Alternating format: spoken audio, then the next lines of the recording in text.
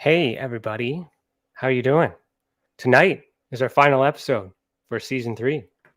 Our guest for tonight is a very special one. I met this guest at Alien Cosmic Expo in 2019. This one, the one I actually wasn't welcomed at. So there's been many private talks and even remote viewing session. Like this was a really good experience back then. And Tessa was just an idea.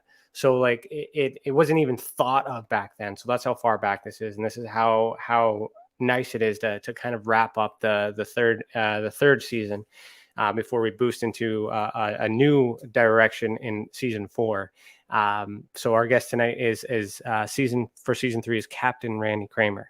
He's one of the very few people that told me and encouraged me to leave MUFON and to start something new. And we all know, we all wouldn't be sitting here today if I didn't listen to that as part of everyone else that encouraged me.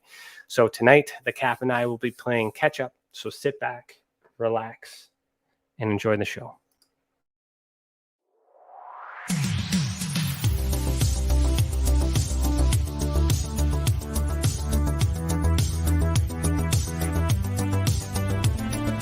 This is Lady Anne, owner of KPNL Radio and hostess of the Caravan Library of Lore, and I support Tessa. As an experiencer myself, I have filed my own reports with them, and the professionalism and heart they have shown my case goes above and beyond. If you have had an experience, I cannot recommend Tessa enough. Hi, this is Ernie Hudson, Winston Moore from Ghostbusters. I want to let you know that Ryan Stacy, he's created the Experiencer Support Association, TESA. You can check them out at www.tesacan.org. Now, they investigate paranormal, UFO, and provide support to experiencers. But you can check them out at, like I said, www.tesacan.org and see for yourself if they're really Ghostbusters. I can tell you this, they are a non-profit organization. Good luck, have fun, and keep it blessed.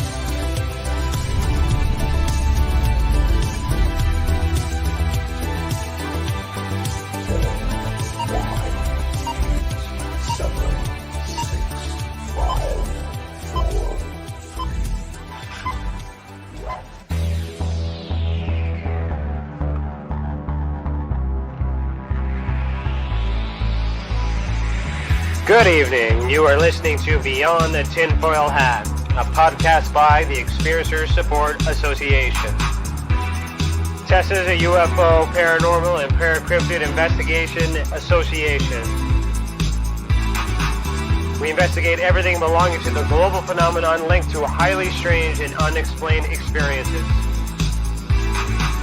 We also connect experiencers with other experiencers, creating a safe, positive environment to engage and discuss this phenomenon without judgment, criticism, or retribution.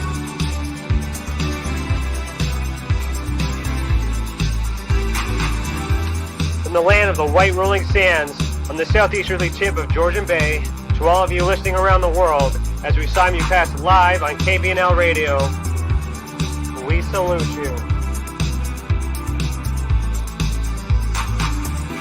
If you want to go back and listen to our previous episodes, go to youtube.com/the Experiencer Support Association. Do us a favor and hit that subscribe button and ring that bell to be instantly notified when we are live, not only for these episodes, but every single element Tessa has to offer. On our website, tessacan.org, we have something for everyone. We have support for experiencers, data for independent researchers, and places to advertise for professional partners.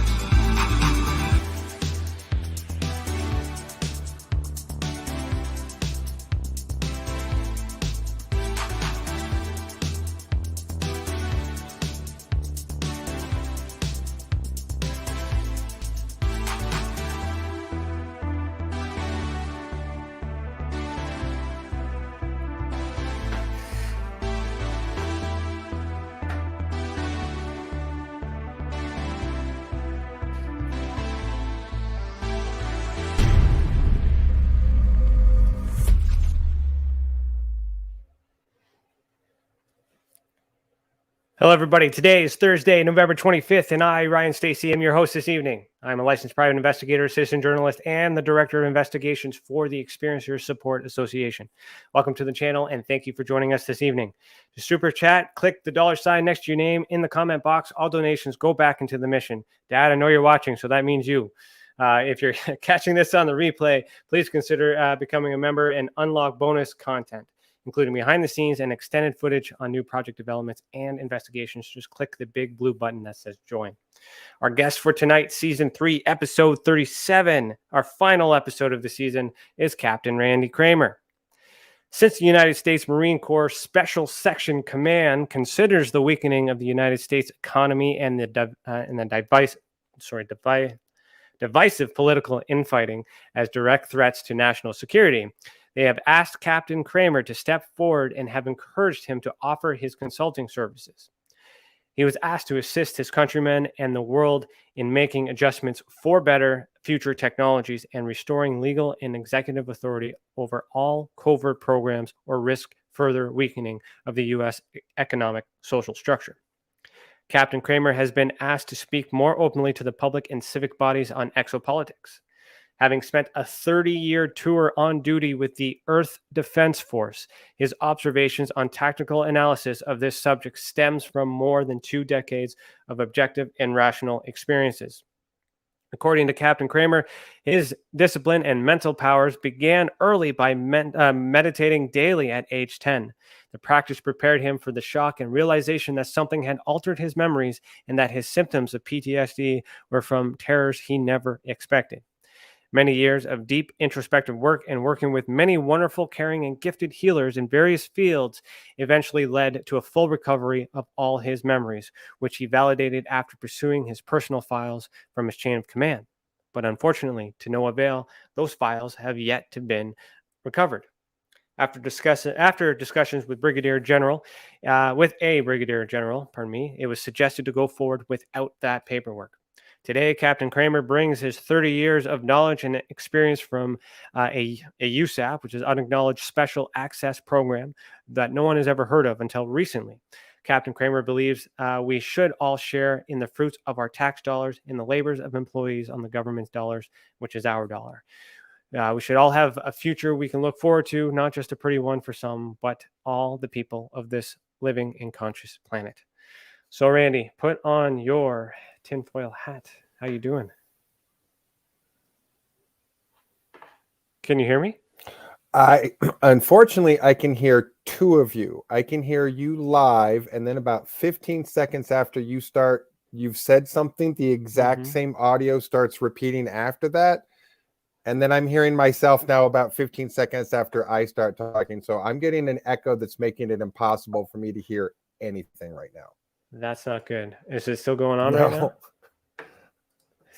I don't know how to help you with that. That's got to be on your end. Do you have another window open in the background? Maybe YouTube playing in the background. Hold on. I bet you do. You might have me there. Hold on. Yeah. Hold on. All right, let's use your superpowers and go back in time and wipe everybody's mind so I can do that epic intro again. That was totally what I had. That was totally it. That was it. I had the window open and now I don't. I'm sorry. Okay. Ladies and gentlemen, Randy Kramer, like Kramer from Seinfeld tonight. It's all right. Okay, so like every show, it's American Thanksgiving. I'm full of turkey and tryptophan, so everyone's just. You're not thinking straight. Yes, happy Thanksgiving to you and our fellow Americans. So, okay, so what we're going to do is we're going to start the show with the icebreaker from Tim the Demon Guy Morrison. So what he does is he gives me a question that I have not seen until now. So I'm going to just bring him in here.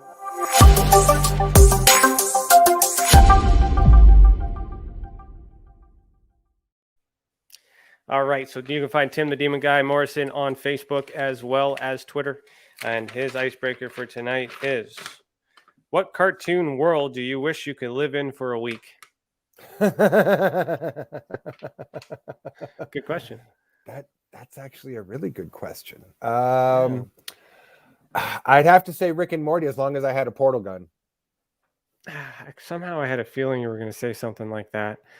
The most like real life. Actually, it's the most like real life if I'm going to go there. But I would have to say if I could have a portal gun, then I'd be stoked. That'd be that. I'm just trying to think. I haven't seen much of Rick and Morty. Oh, I do like it. I am well. It's not unavailable on. I gotta subscribe to another streaming service to just subscribe to another streaming service in order to see it. So I just haven't acquired it yet. But I know it's. We've seen a couple episodes. It's great. So I will go with that because I can't think of anything else. Let's just say maybe Scooby Doo. Maybe Scooby Doo. Say that I know through other sources of people who have spoke with people who make the show. They're fans of my work. So good. Yeah, maybe they put a character review in one season. That would be that'd be good. Hey, please, Dan Harmon, make me a special voice character on your show. Oh my God, that would be awesome. That'd be good. Cool. Thanks, Tim. Thanks, Tim, the Demon Guy Morrison. Okay, so I mean, good question. That was a great question. So could have gone anywhere with that. I could have gone anywhere with that one, and I decided to go with that one. So where do we want to go from here? So we could start. You know what? Let's start with you before I met you.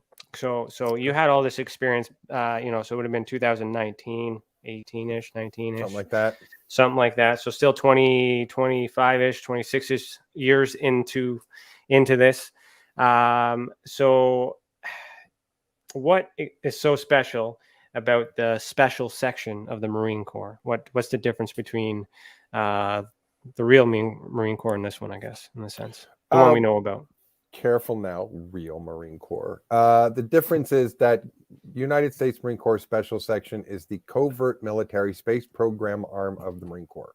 So they're very specially compartmentalized in a number of ways and work more closely with Naval Space Command than they probably do with regular members of the Marine Corps. However, obviously draws and recruits personnel from the standard operating personnel in the Corps sometimes. So there's a relationship there that is intertwined, but compartmentalization makes it also very, very, very separate. So okay. So how would that tie in with what's going on in American ufology today? What is your opinion on all the events that have, I guess, unfolded recently? Well, I've been saying since December of 2019 that we're on a process that's essentially a 5-stage process that begins with the pandemic phase, civil disruption phase, World War III phase, alien invasion phase, resolution reconstruction phase. And we are right about to hit number 3 any minute now. Chinese government issued a statement to its population last week to stockpile for war. I have a student who's in Taiwan, actually, who's given some very interesting information on just how scary and terrified the Taiwanese people that the Chinese are going to invade any minute. And that will start the World War III phase. And then we'll be right on the heels of the alien invasion phase. So I think everything is mental, psychological, emotional preparation for what will be a sudden, shocking event in which the entire planet will be brought into disclosure through a shocking invasion event. So interesting enough. So like that's when we met. Like your lecture, you gave a speech that wasn't on the docket, so you weren't supposed to, or not saying you weren't supposed to, it just wasn't in the itinerary. And there was a lot of flack from MUFON about that, but I enjoyed it. That's because they asked me what I was going to talk about, and I was like, I don't know. And they're like, okay. And then when I get there, I'm like, I'm going to talk about this. I'm like, okay. And nothing anybody could do about it. So I did that on purpose. I knew that if I said ahead time, people would get itchy about it. So yeah, so just to give you a background, like at this time, I'm about to leave MUFON. I'm trying to figure all this other stuff out. I'm helping MUFON. Actually, no, I just crashed that. I wasn't supposed to be there. I'm trying to go around and reestablish my credibility at that point. Met you, and then we kind of had a conversation or two after that.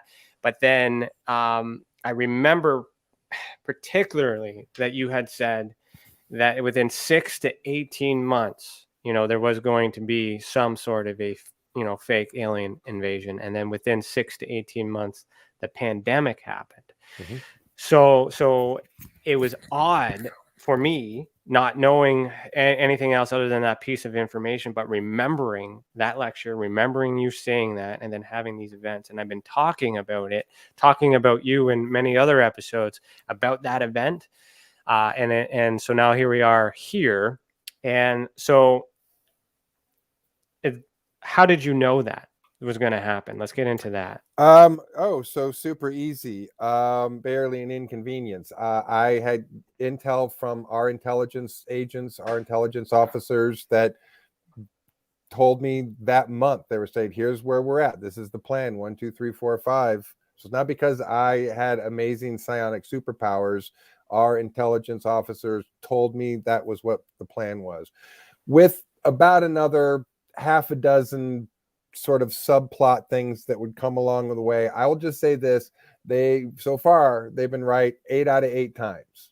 So we're only waiting for like 2 more to like come to pass or not come to pass to see whether they're batting a full 1,000 or not. But yeah, so far they've been dead on the money every single dang time.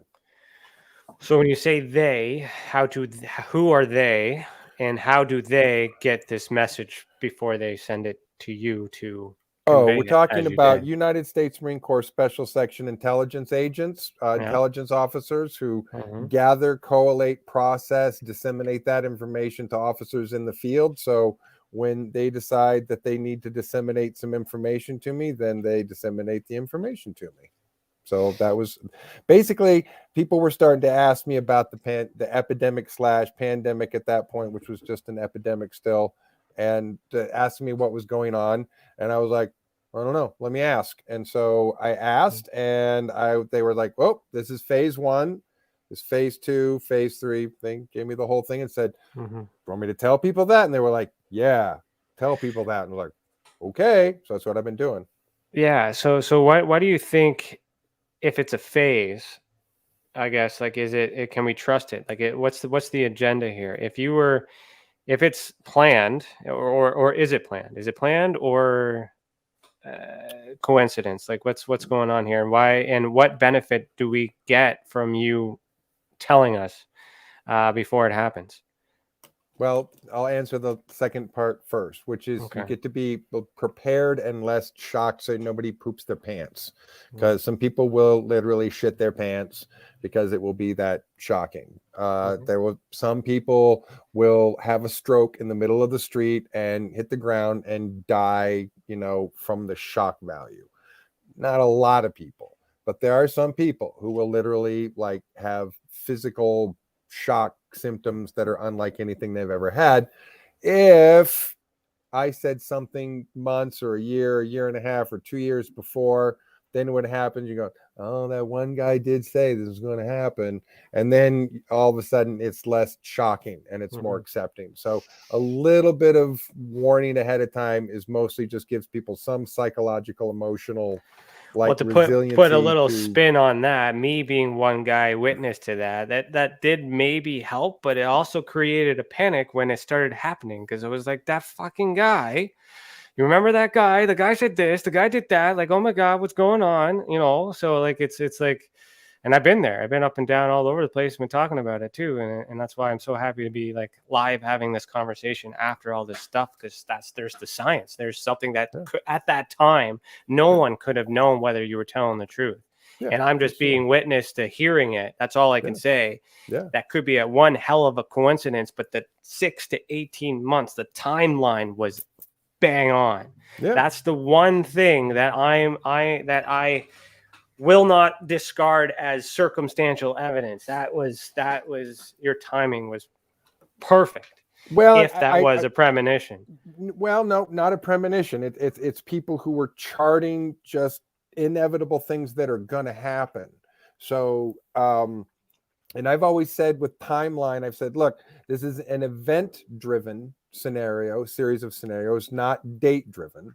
So if I give a time frame, super loose, it's super vague, because it's really about when do we get through to each next event. And there's gray area and wiggle room based on all of that. And there was a bit of a delay that probably delayed about 6 months this year.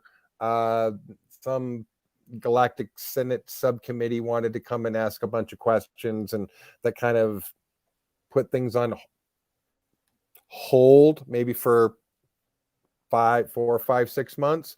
So, but I think we're pretty much back on track at this point to whatever the regular event's supposed to be. Now, to answer the first part of the question, this is the hard part. Yeah. For people to really necessarily wrap their head around, because it's not simple. There's no simple answer to how this works. It's not a false flag. That's not what this is.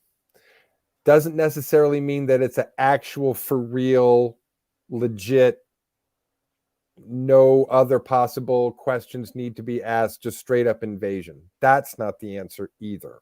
It's neither of those things. Something that's a little bit different. We have let's just say a window of opportunity in which someone has been invited to be the bad guy.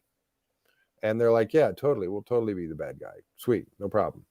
But let's just say that whatever the plan is less important than understanding and knowing that there's a backstab coming. As far as internally, this is really an internal issue. And it's,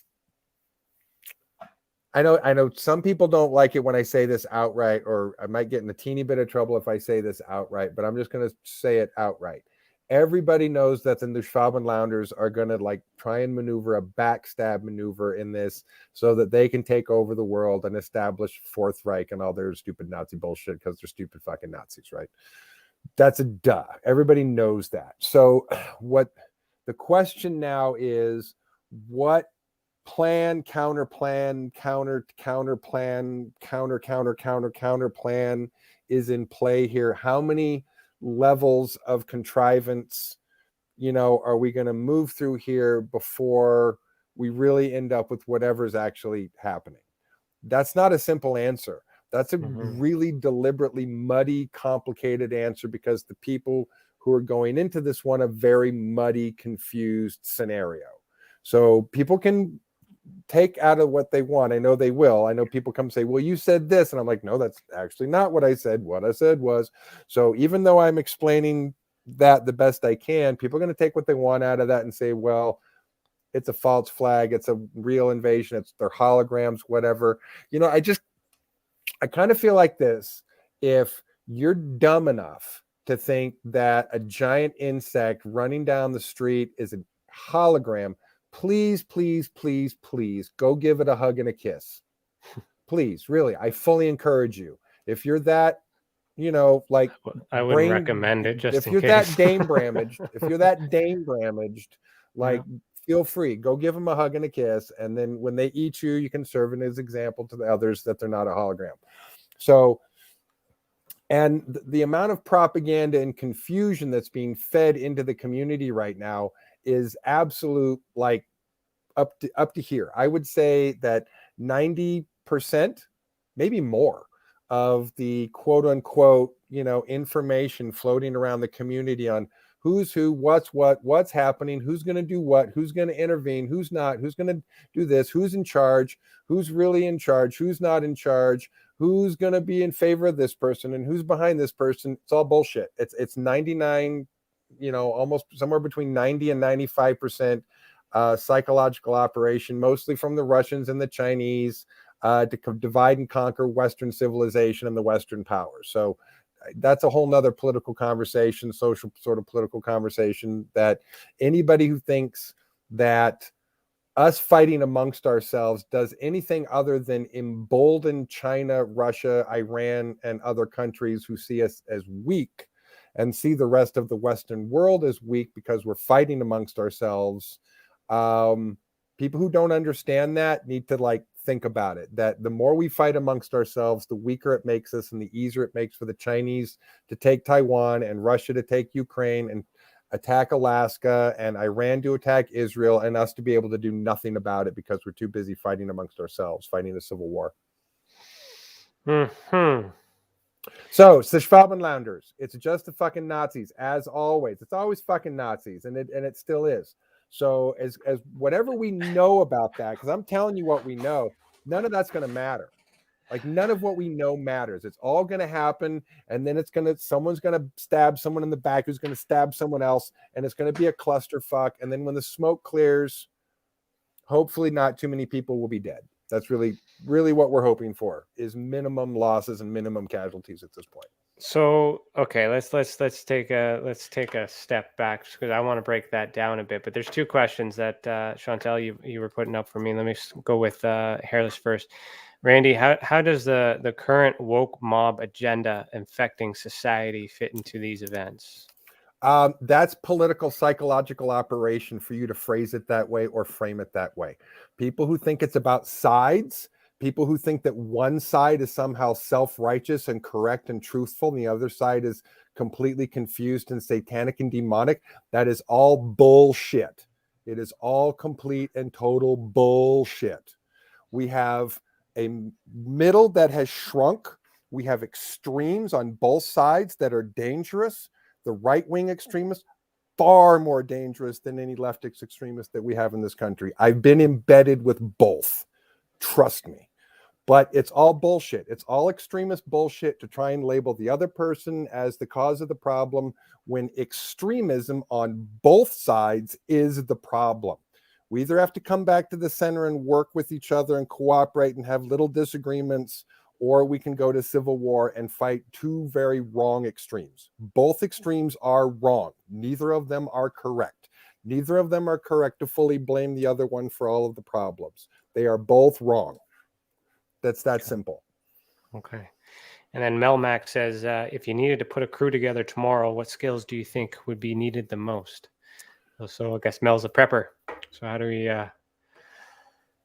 Just make sure you have a flamethrower guy. Yeah.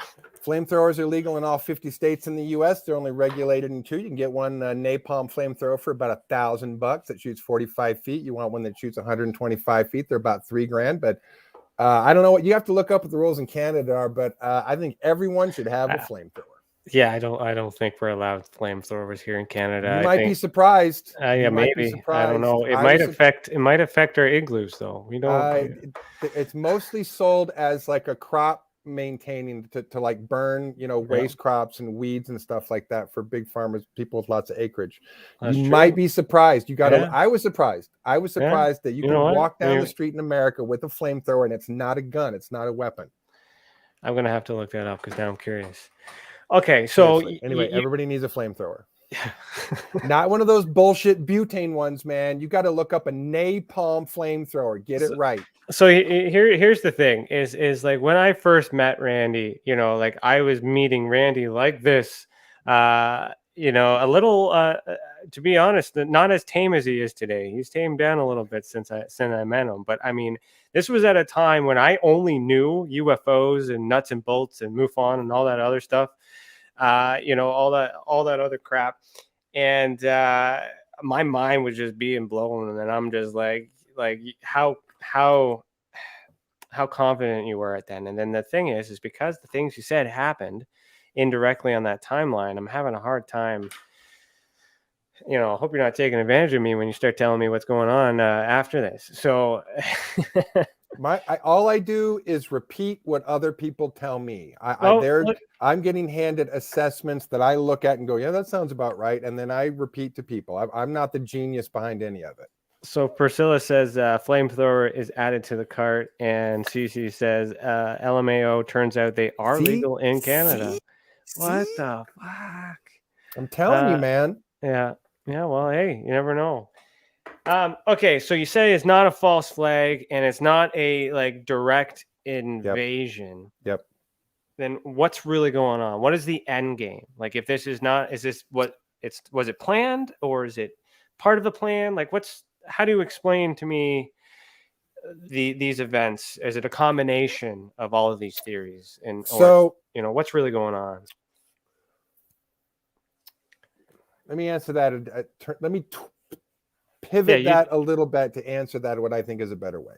Okay. If your neighborhood is on fire, stopping to ask the question in that moment, who started the fire? How did this fire start? Did gangs start the fire? Did teenagers smoking in the back of the somebody's shed start the fire? Did a cow knock over an oil lamp? Like, that is not the time to ask, how did this begin? How did this start? Why is this happening? And I'm going to suggest that once this is occurring, the same thing is going to be true. Asking, how did this happen? Why did this happen? What is really going on? Because the answer will be in front of people's faces. There will be troops on the ground. There will be things exploding, things in the sky, things being shot out of the sky. That's as real as it's going to get. And real things will blow up and real people will die. At that point, it's a real thing. Whatever it is, it's a real thing, and people are just going to have to deal with it like it's a real thing. And so I just kind of suggest to people, stay out of the way. Really, number one rule is stay out of the way. Don't get involved unless you got a flamethrower. But if you don't got a flamethrower, stay home. Bullets won't work. Shotguns. So what is the, hold on here, let's back up. What is the target? What is it that we need a flamethrower for that bullets won't Giant work? insects. Okay. Giant insects. Fill me in on that one. 6, 7 feet tall. I don't know, something about like that. So you're gonna have to bring me up to speed on that. So where do those fit in? Where do they come from? Those are the invaders. From? I don't know. You don't know. I haven't been briefed on that. The only briefings that I've been given on them are basically like field infantry officer briefings. So I know a little bit about what they look like, a little bit about their exobiology, their vulnerabilities, their ground tactics. I know next to nothing about where they're from. I haven't been given that information. I'm looking at the comments. A lot of people have been following you, so they're in the loop. So yeah, see, it's been a long time since I talked to you. So like this is the whole. This is why I like this live off the cuff, because then it's like, it's like, all right, well, I got to challenge you a little bit, but I can't deny it. I can't go back and do some research and be all these other things. So we're into this. So now I will say this: it could end up being more than one species. Right, we're pretty sure it's going to start with the insectoid invasion, but it could get crazy. It could be more than one alien invading species. It could get just nutso. From where? From and why? You don't know. No, I haven't been given that information. No one's briefed me on that. Okay, when? Again, anytime after the World War III phase starts, which could be any minute now, because China's probably going to invade Taiwan any minute now. And when I say any minute, realistically, that could literally be any time. Since the Chinese just told their people to stockpile for war, you presume that they want to give their people a certain amount of time to stockpile, but that could be 30, 60, 90 days before they're like, okay, everyone's had time to stockpile. So I'd say anytime, 1, 2, 3, 4, 5, 6 months. I'd be surprised if it was more than 6 months. I'd be surprised if it drags past 3 or 4, but we could be looking at 1 to 6 months. All right, there's another timeline. I'm writing that down. You were right on the first one. Let's see if you're right on this one. Yeah.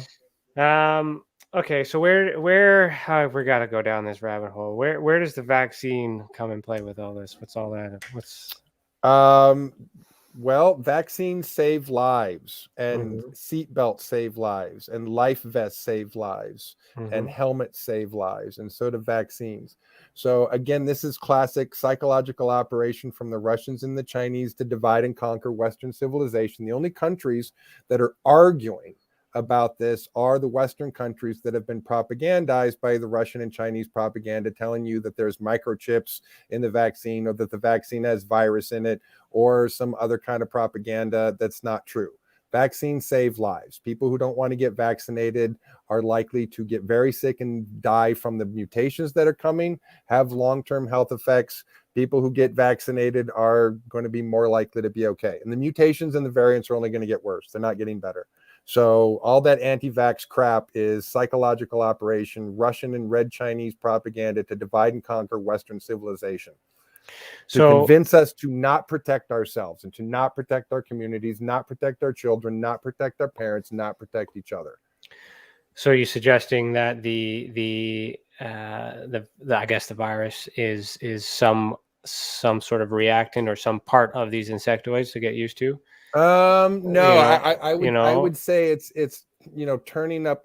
in the metaphor of the frog in the pot of boiling water, it's you want the water good and at a roaring boil before you have an invasion. Otherwise, it's too much of a shock too quickly. So this is all getting us prepared. We're all living in a state of emergency now, just as a sort of regular thing. We just, oh yeah, it's an emergency. It's what we do now. And so the next time when World War III starts to happen, we're going to be like, oh, hey, we've already been doing this pandemic thing for a while now. So we're not so shocked and surprised. Hey, what are we going to do? Yeah. So it'll be, by the time it happens, people will be so pushed and prodded upon by everything else that's happening. That's almost going to be easy to accept. Totally. Yeah, no, yeah, I get that. I get that. And I mean, and without knowing, without the ET element in it, I get the sense that a war's coming and things like that too. You can feel it. You can tell. Yeah. So, okay. End game. So insectoids are here. They're invading. People are staying home. They may or may not have a flamethrower. They may or may not have the vaccination. And all those things don't matter right now. Yep. Decisions have been made. Some people know this. Some people don't. Yep. Some people believe it. Some people don't. Whatever. Yep. We're there. Insects are here. Yep. What happens after? Well, good question. I will say that all of these situations are fluid. But whatever happens is based on what happens in the moment, not just based what's on paper. But when we're talking about this on paper, that means you've got maybe 1.5, maybe 2.5 years of war, and then we have some friendly species come along and help us eject the invading species, and then we're done. So like the second, like the first and second coming of Christ, all those things. Pretty much. There's a challenging question here. I don't know if I got RFID dog tags behind my left and right ear. I have had communication with senior military. Let me read the question for the podcast. Fuck that little piece of shit. Okay. And his fucking attacking my person as a challenge me as a military officer. It is a felony to lie about being a military officer in this country. We do not have a sense of humor about that shit. I've been doing this for 10 years, and if I were a fraud, the FBI would have come after me years ago. So anyone who thinks at this point that I am not legitimate or that I do not have proof, have not looked at the dog tags behind my ears, have not talked to the people in senior positions who have thanked me, shook my hand and thanked me, including former Minister of Defense Paul Hellyer, when I met him at MUFON, shook my hand and said, "Thank you for your work and your service." So when that motherfucker's had a cabinet official shake his hand, then he can criticize me and tell him everyone else like him can shut the fuck up and stick a dick back in their mouth. I'm fucking tired of it. No, I appreciate what you're saying. I'm just going to read the question for the podcast. Well, actually, you know what? The podcast people listening, I think you can get the point of the question. Okay, so thanks. We'll get on to the next one. So, I mean, and those are challenging too. Like, I mean, why? Let's talk about that. Like, I understand your emotion. I understand your defense. Oh, I'm just sick and tired of it. I know, I get it, but you don't because it only comes from this tiny number of people. I get very few bits of hate mail. I get very few complaints. Very few people attacking me on that. And the truth is, well, you're not the fucking suck a dick. They don't fucking mean anything. Okay, let's just hold on. Let's just break it down. Like, I mean, I get where I get it. And if somebody were to do that to me, I would get explosive about it too. And I'll tell you what, any of those motherfuckers want to come to me in person at a conference and challenge me, they'll get a bloody fucking nose. I'll pop them right in the face if they say that to my face. Yeah, I remember you. Don't you worry, sir.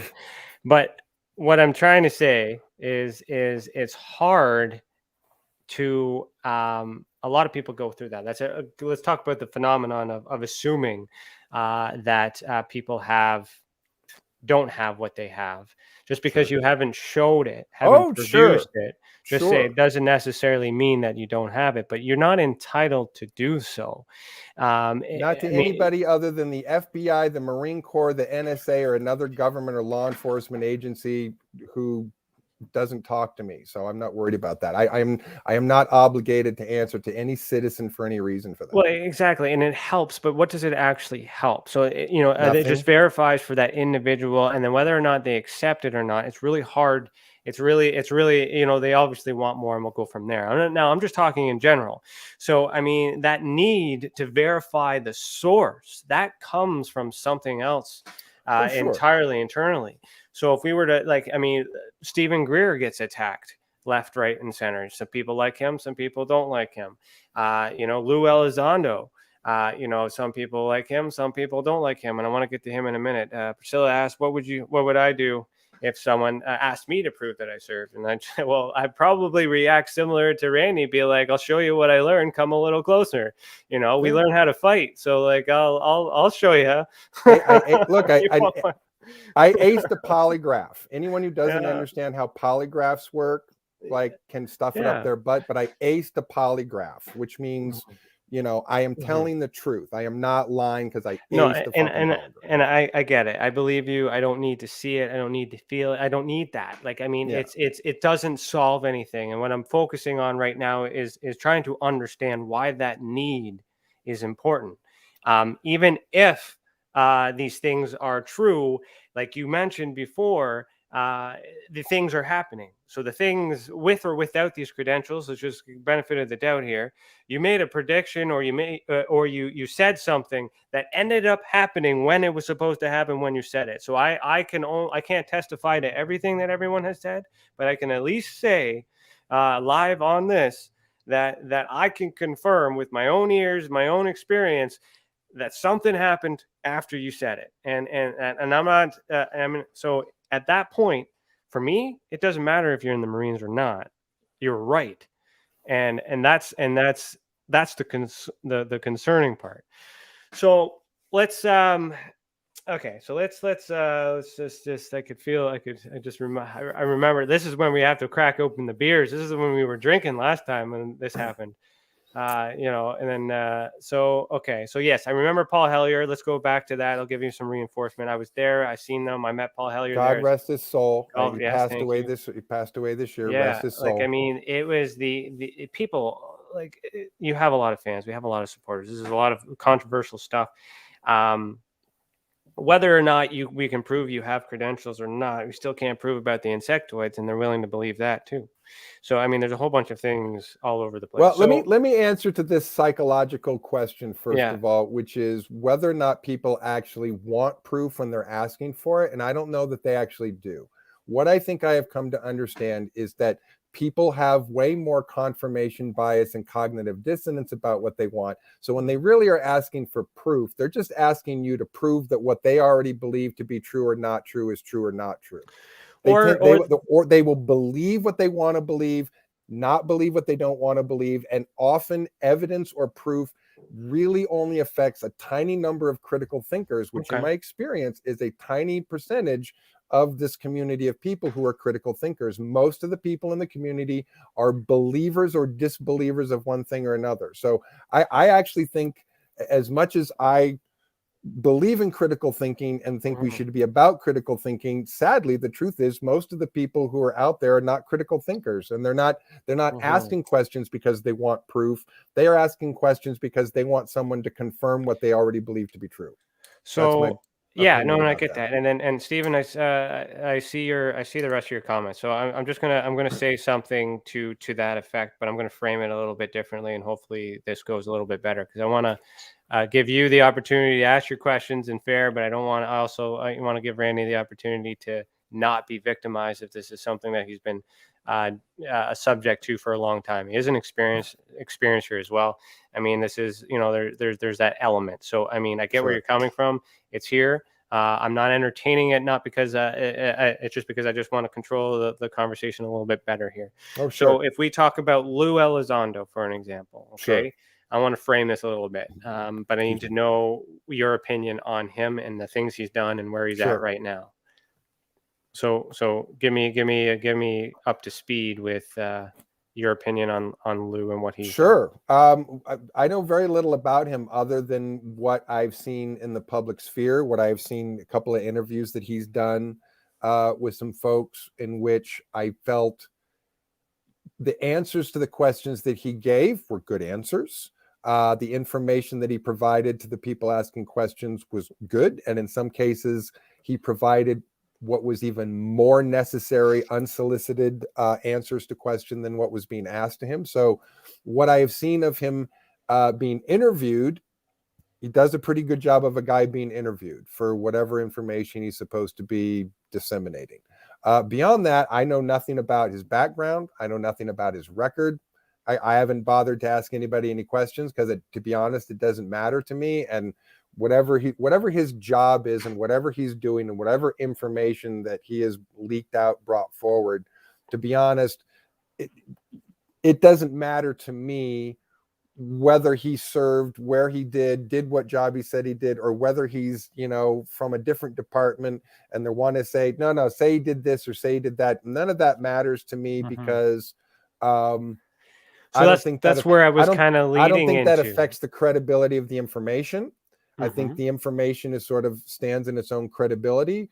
But beyond that, I don't know anything about him. So I really wouldn't know how to say he's a great guy or he's a terrible person. So what I was going to kind of frame into is that he's a guy that had credentials challenged, and then he hasn't provided everything that's been asked for, but he happened to get something to reinforce and put him in place to certain areas within the task force he claims to be a part of.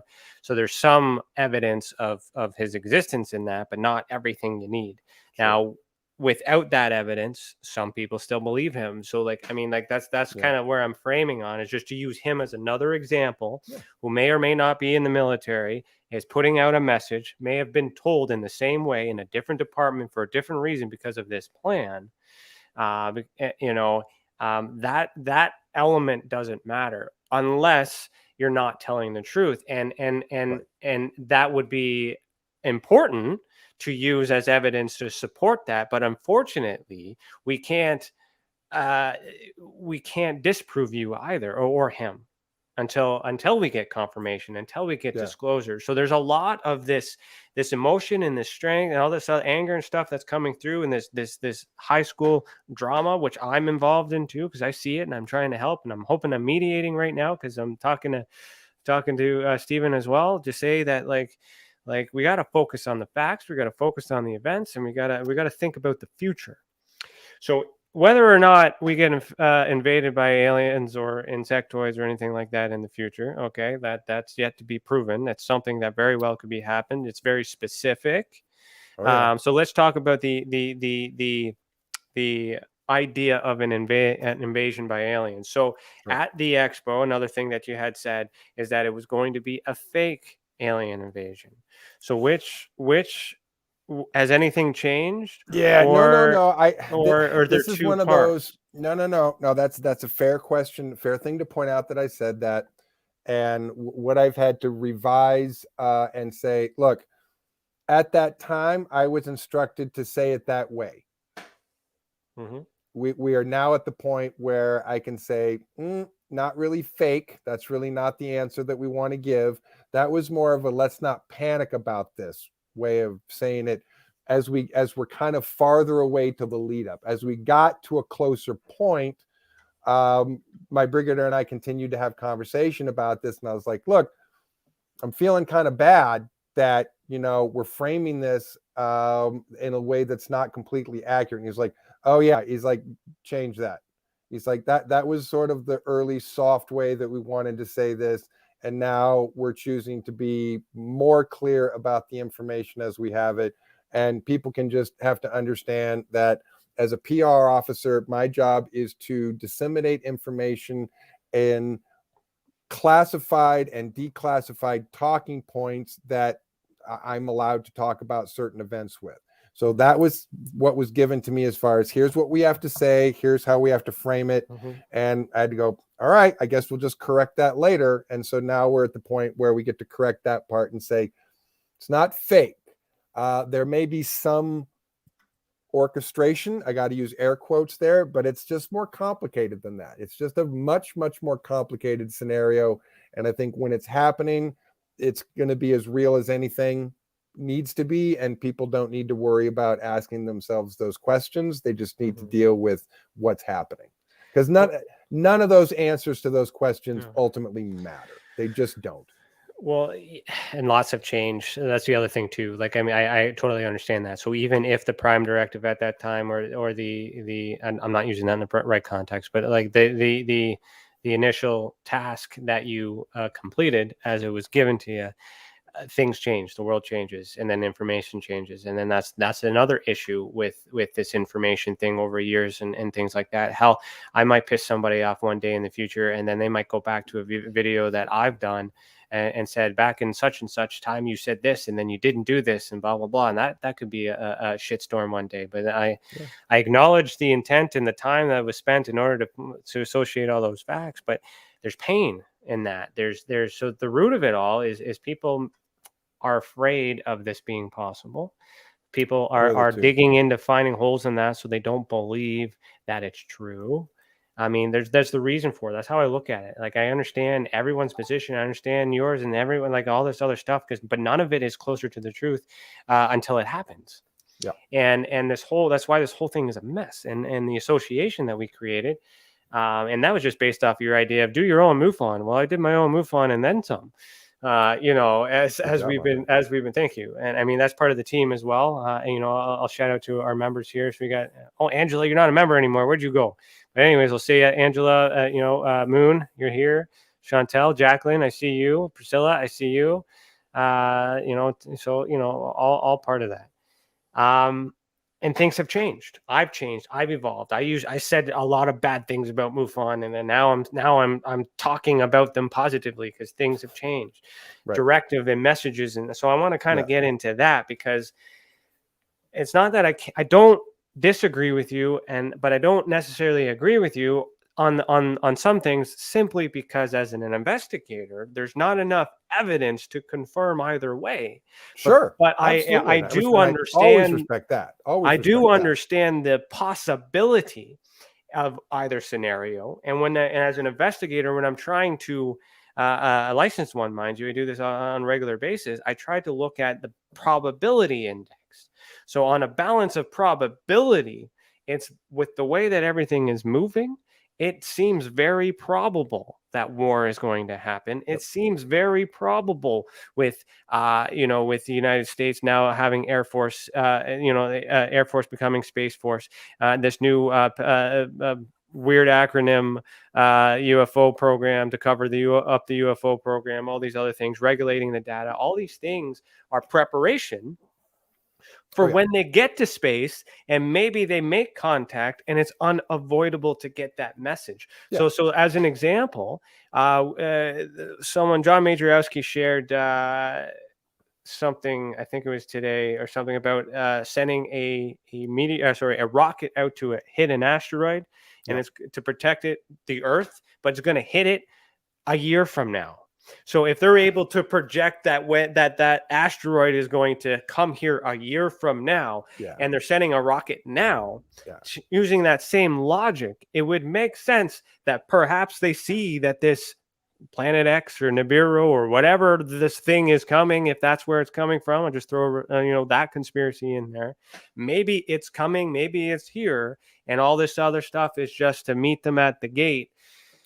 And then once that happens, now we got to talk about intent. So that would make sense if they're trying to preserve it. But do you think they're going to stop them at the door, or are they going to let them in? Right? Because now that we're in there, right? Are we, where's the Trojan horse, the ruse, and all that other stuff? That's, so if, what do you think on that? Again, the whole situation is fluid, but what I'm told is the invasion force will make landfall. They will have troops on the ground, and then we will be in a situation that we will have to resolve after some number of months, years, and then really when we're a year after that, literally nothing I have ever said ever will ever matter. Because we will be having completely different conversations about the information that we have, the factual admitted information that we have. Nothing that I or anybody has ever said vaguely will ever matter because of the conversations that we're having then. So are you the only one that's been given this directive? Are you the only one in the world that's spreading this No, I message? mean, not the only one in the world.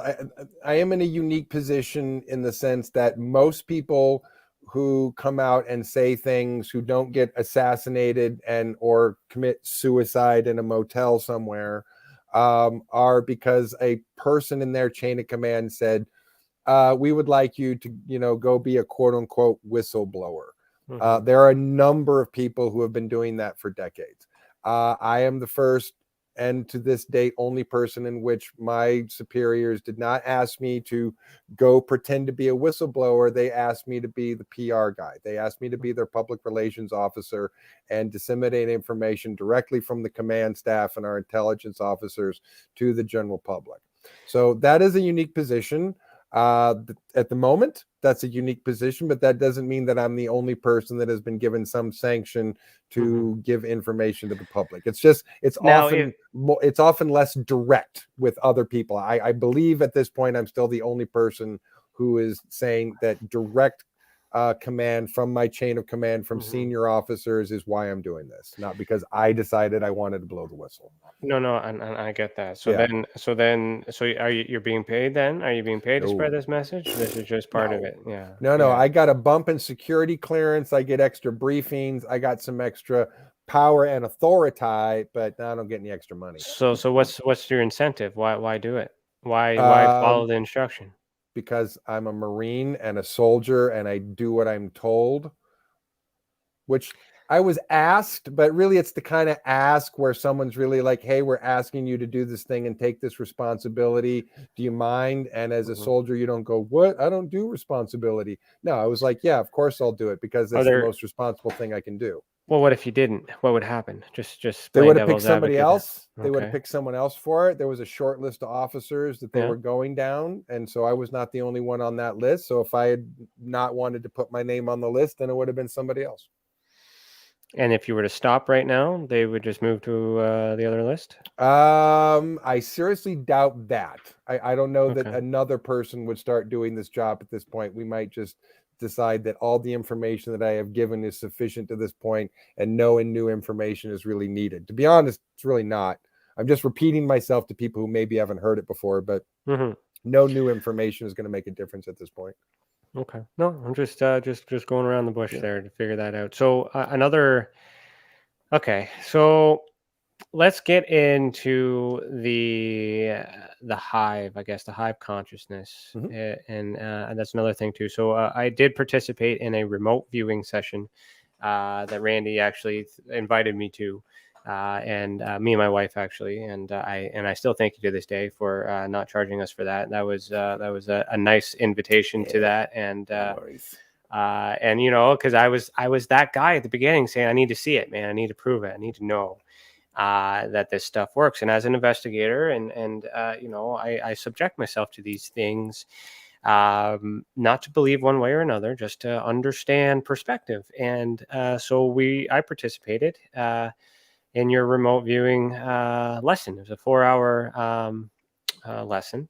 And I remember the exercise was to, I guess, describe something that was hidden in a purse and whatnot. We all had to draw. I had people give me objects, and I sorted out the objects, and then I stuck them in my hat and hid my hat in it behind the chair where no one could see it, and then see it if people could view the hat. So, as a witness to all that, I can say that it was done as a fair experiment, and participating in that, following his instructions, I was able to successfully draw and see the shape and the color. And it was do you remember what it was? I remember there were 5 objects, and I can't remember what one you had. There was so I remember the pen. It was a blue pen. You got the pen. Okay. And then there was a lighter and then lipstick and a whole bunch of other things too. So for me, it was just like, okay, so whether or not the story and all these other things, that doesn't matter, because you taught something, you gave instructions, you led me introduced me to remote viewing, to consciousness. And as a male, that was easier for me to get into. Whereas with hypnosis and stuff, it's more soft and soothing. I end up falling asleep because it's like it's just the kind of type of environment. But I was able to engage in it. So what I want to frame into, because we're going to our commercial break, just a quick 5-minute commercial break, is I want to talk about the teaching. I want to talk about, because you have this information. Oh yeah. But you're not just spreading it. You're doing something with it. Oh You're teaching people. You're preparing people yourself. Oh yeah. And I want to kind of get into that. I mean, oh yeah. Is that hollow bed project still a thing, or is that it's a thing. I will just say that after nearly a decade of attempting to fundraise external sources, we have determined that we are no longer wasting time attempting to fundraise from external sources, and we will generate the money internally our own way. Okay. So we figure after wasting 10 years at that, in less than 10 years, another 10 years, we can certainly fund it on our own. So we're just done like asking people, like big venture capital people with money, to even bother talking to them anymore, because it is a complete and absolute waste of time.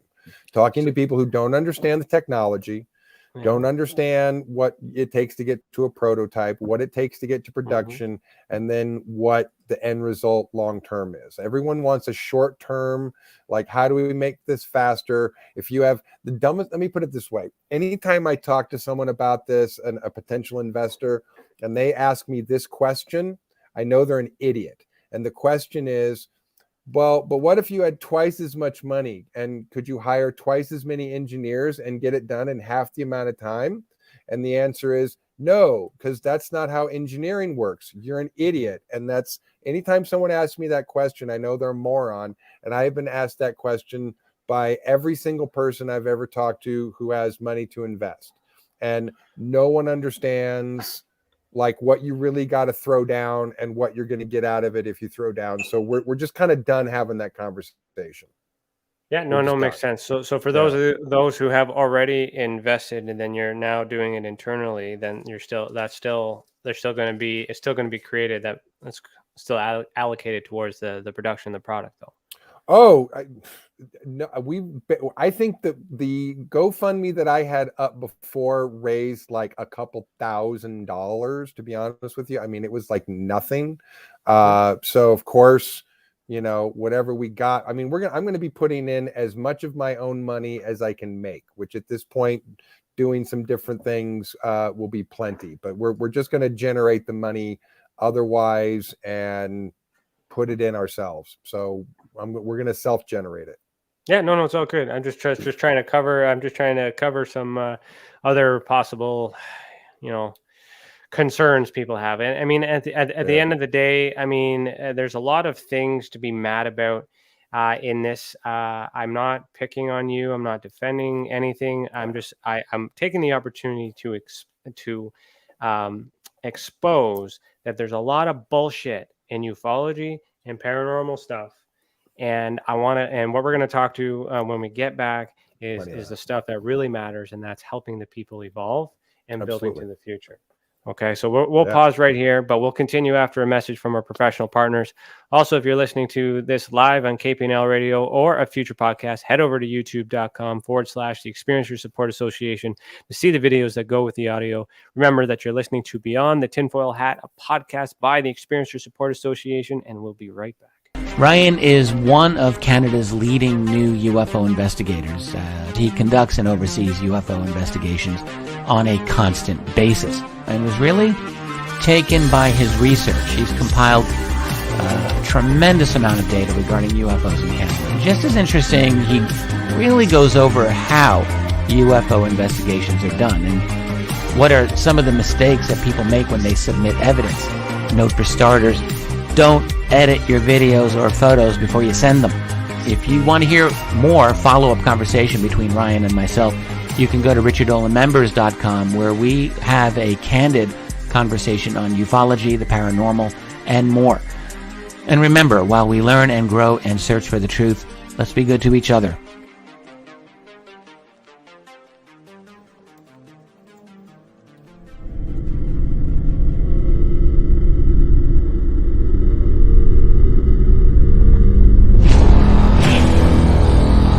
same thing that draws aliens to our planet is the same thing that draws us to others.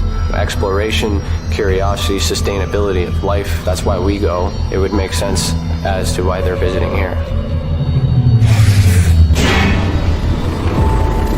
Travis! Quit playing around, man. Get back here. Travis! The last thing I remember was this numbing shock. Stunning sort of a feeling. Very powerful. Get away from me! I was just out of my mind with fear, just screaming the whole time. It's been theorized that aliens prefer remote areas because they don't want to attract attention. Whatever it is that they're doing, they would want to do that in a less populated area. There are multiple accounts of the same thing from people from all over the world. People that do not know each other, do not live in the same cultures, and they're all looking up, they're all seeing things in the sky. So it would be naive of us to think that we're alone in the universe.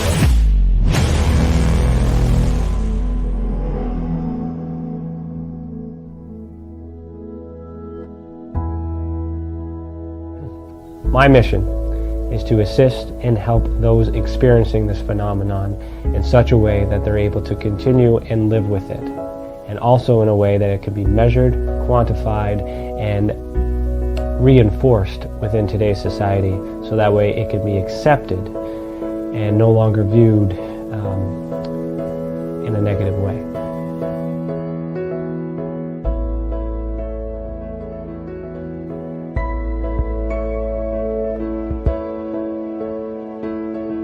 One thing that I do value in people is the ability to sense and feel when something is right and when something is wrong. That is a natural ability that we all share. Now, when we combine that with the paranormal and ufological abductions or visits, I have the sensation that these abilities are connected. Not everyone can sense, not everyone can feel. However, those who can are typically connected with something that we cannot explain.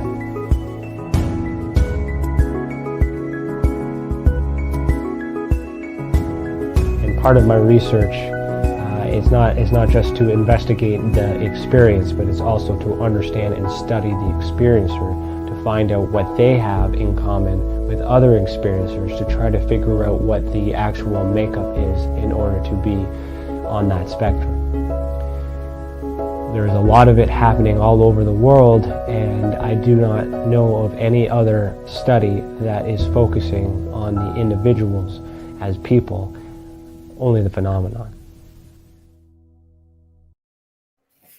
Welcome back. You are listening to Beyond the Tinfoil Hat. If you're enjoying this episode so far, consider becoming a member of our channel or send us a super chat.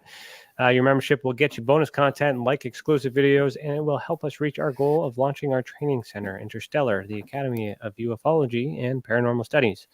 Also, if you've ever experienced an unexplained event involving the paranormal, UFOs, extraterrestrial dogman, or any other paracryptid, head over to tessacan.org/reporting system. The more reports we get, the more we will understand this phenomenon and how it affects our people. Let the others who have already reported be that example that proves we are making a difference. And if it wasn't for these reports, we would not be able to do what we do. And for that, we thank you. I am still here with Captain Randy Kramer. And it's been heated. It's been good. It's been all over the place. It's emotional. It's hard. It's tough. It's real. We got another hour to go. We might go overtime depending on how we feel. So please, let's not piss off the Cap unless we really want to. But so speaking on that, before we get into the remote viewing and things like that, the perspective, it's like. So, Captain, is that your is that your rank? Is that where the captain comes from? Yeah. So. Well, no, just making sure, right? And then you're an American, and you got the ability to use your mind and see and do things with it. So, that sounds like Captain America to me. So, I'm kind of reaching here, not making a joke, but I mean, that's convenient. It's just a convenient that's a convenient association. There's plenty of captains. So I got you. One, but anyway. I got you. So on the ability and the superpower kind of concept and idea, I want to kind of before we get into the psionics part, because that's what you're teaching and what you're showing. Yep.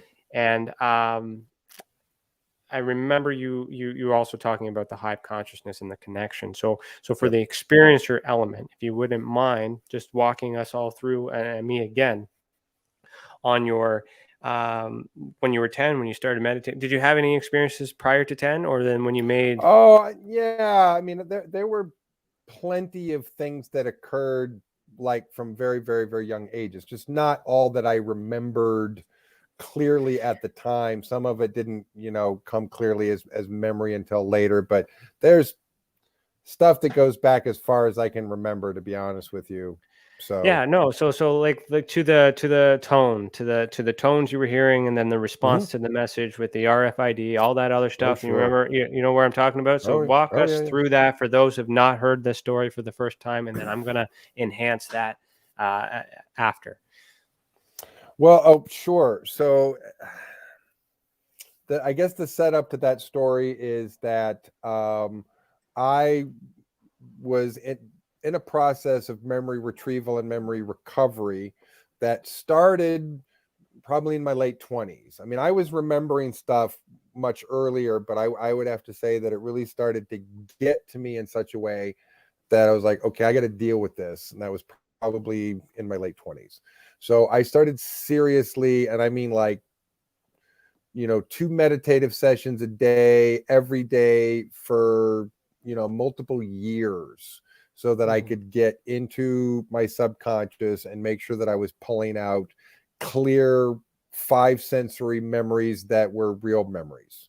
And so it was a lengthy process, but I got to a point in that process when it became clear to me that any more progress that I was going to need to make was going to have to be made by contacting people through my chain of command and getting some switches turned off that were blocking things, that were making things difficult, that were making normal like functioning difficult, things that were trying to suppress ability at that point, which is a general precaution. I don't take it personally. Anyone who's military personnel who's been through this process of having their abilities repressed or suppressed shouldn't take it personally, shouldn't get too bent out of shape about it. It's, just a safety precaution so that someone with those abilities doesn't go off half-cocked and like, waste a bunch of people or, make their brains explode or whatever. It's not cool. So the suppression and the repressing of abilities is just a thing that happens. But I knew that I was going to have to get some kind of interaction there from them and some agreement from them in order to make that happen. So I was basically sending out a signal, a telepathic psionic signal to those personnel, whoever they may be at that time, which I was not super clear on, and hope that someone would get back to me. And I was consistently doing that on a daily basis for almost 5 weeks before I got a response. And the response was basically, as I was walking through my kitchen at my apartment, there were a series of tones that went off in the left ear first, then the right ear, and then the left ear again. And when I say tones, we're talking like a hearing test tone. It's just a, but it was the precise number of seconds that it was in the left ear, it repeated in the right ear, and then repeated again in the left ear. So exact same tone, exact same duration, left, right, left. And I stopped. I had goosebumps, so I knew something was up. In case people don't know, goosebumps isn't just some kind of biological reaction that has nothing to do with what's happening around you, but it's common sensory experience that we people have, psionic sensory experiences, which can include non-physical entities, ghosts, poltergeists, all kinds of other things.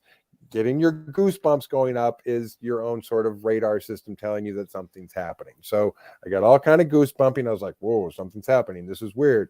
So I stood still there for a second and waited to see what was going to happen. And then as I was about to go, okay, I don't know what that was, and was about to proceed, I hear a voice that sounds like someone, has a plastic bucket over their head, and they're talking right behind my neck, right behind my skull. And when I say like had a plastic bucket, if you put a plastic bucket over your head, your voice would sound kind of muffled like this against, a tight reflective background. It just sounded just like that. I don't know why. I'm not completely sure why it makes that sound. It turns out it is a micro walkie-talkie in the back of my skull, which was, in this case, this was not a telepathic communication. This was actually an in-skull radio communication. So maybe that has something to do with the way that it vibrates in the back of your head. But anyway, I hear a voice, woman's voice, that says,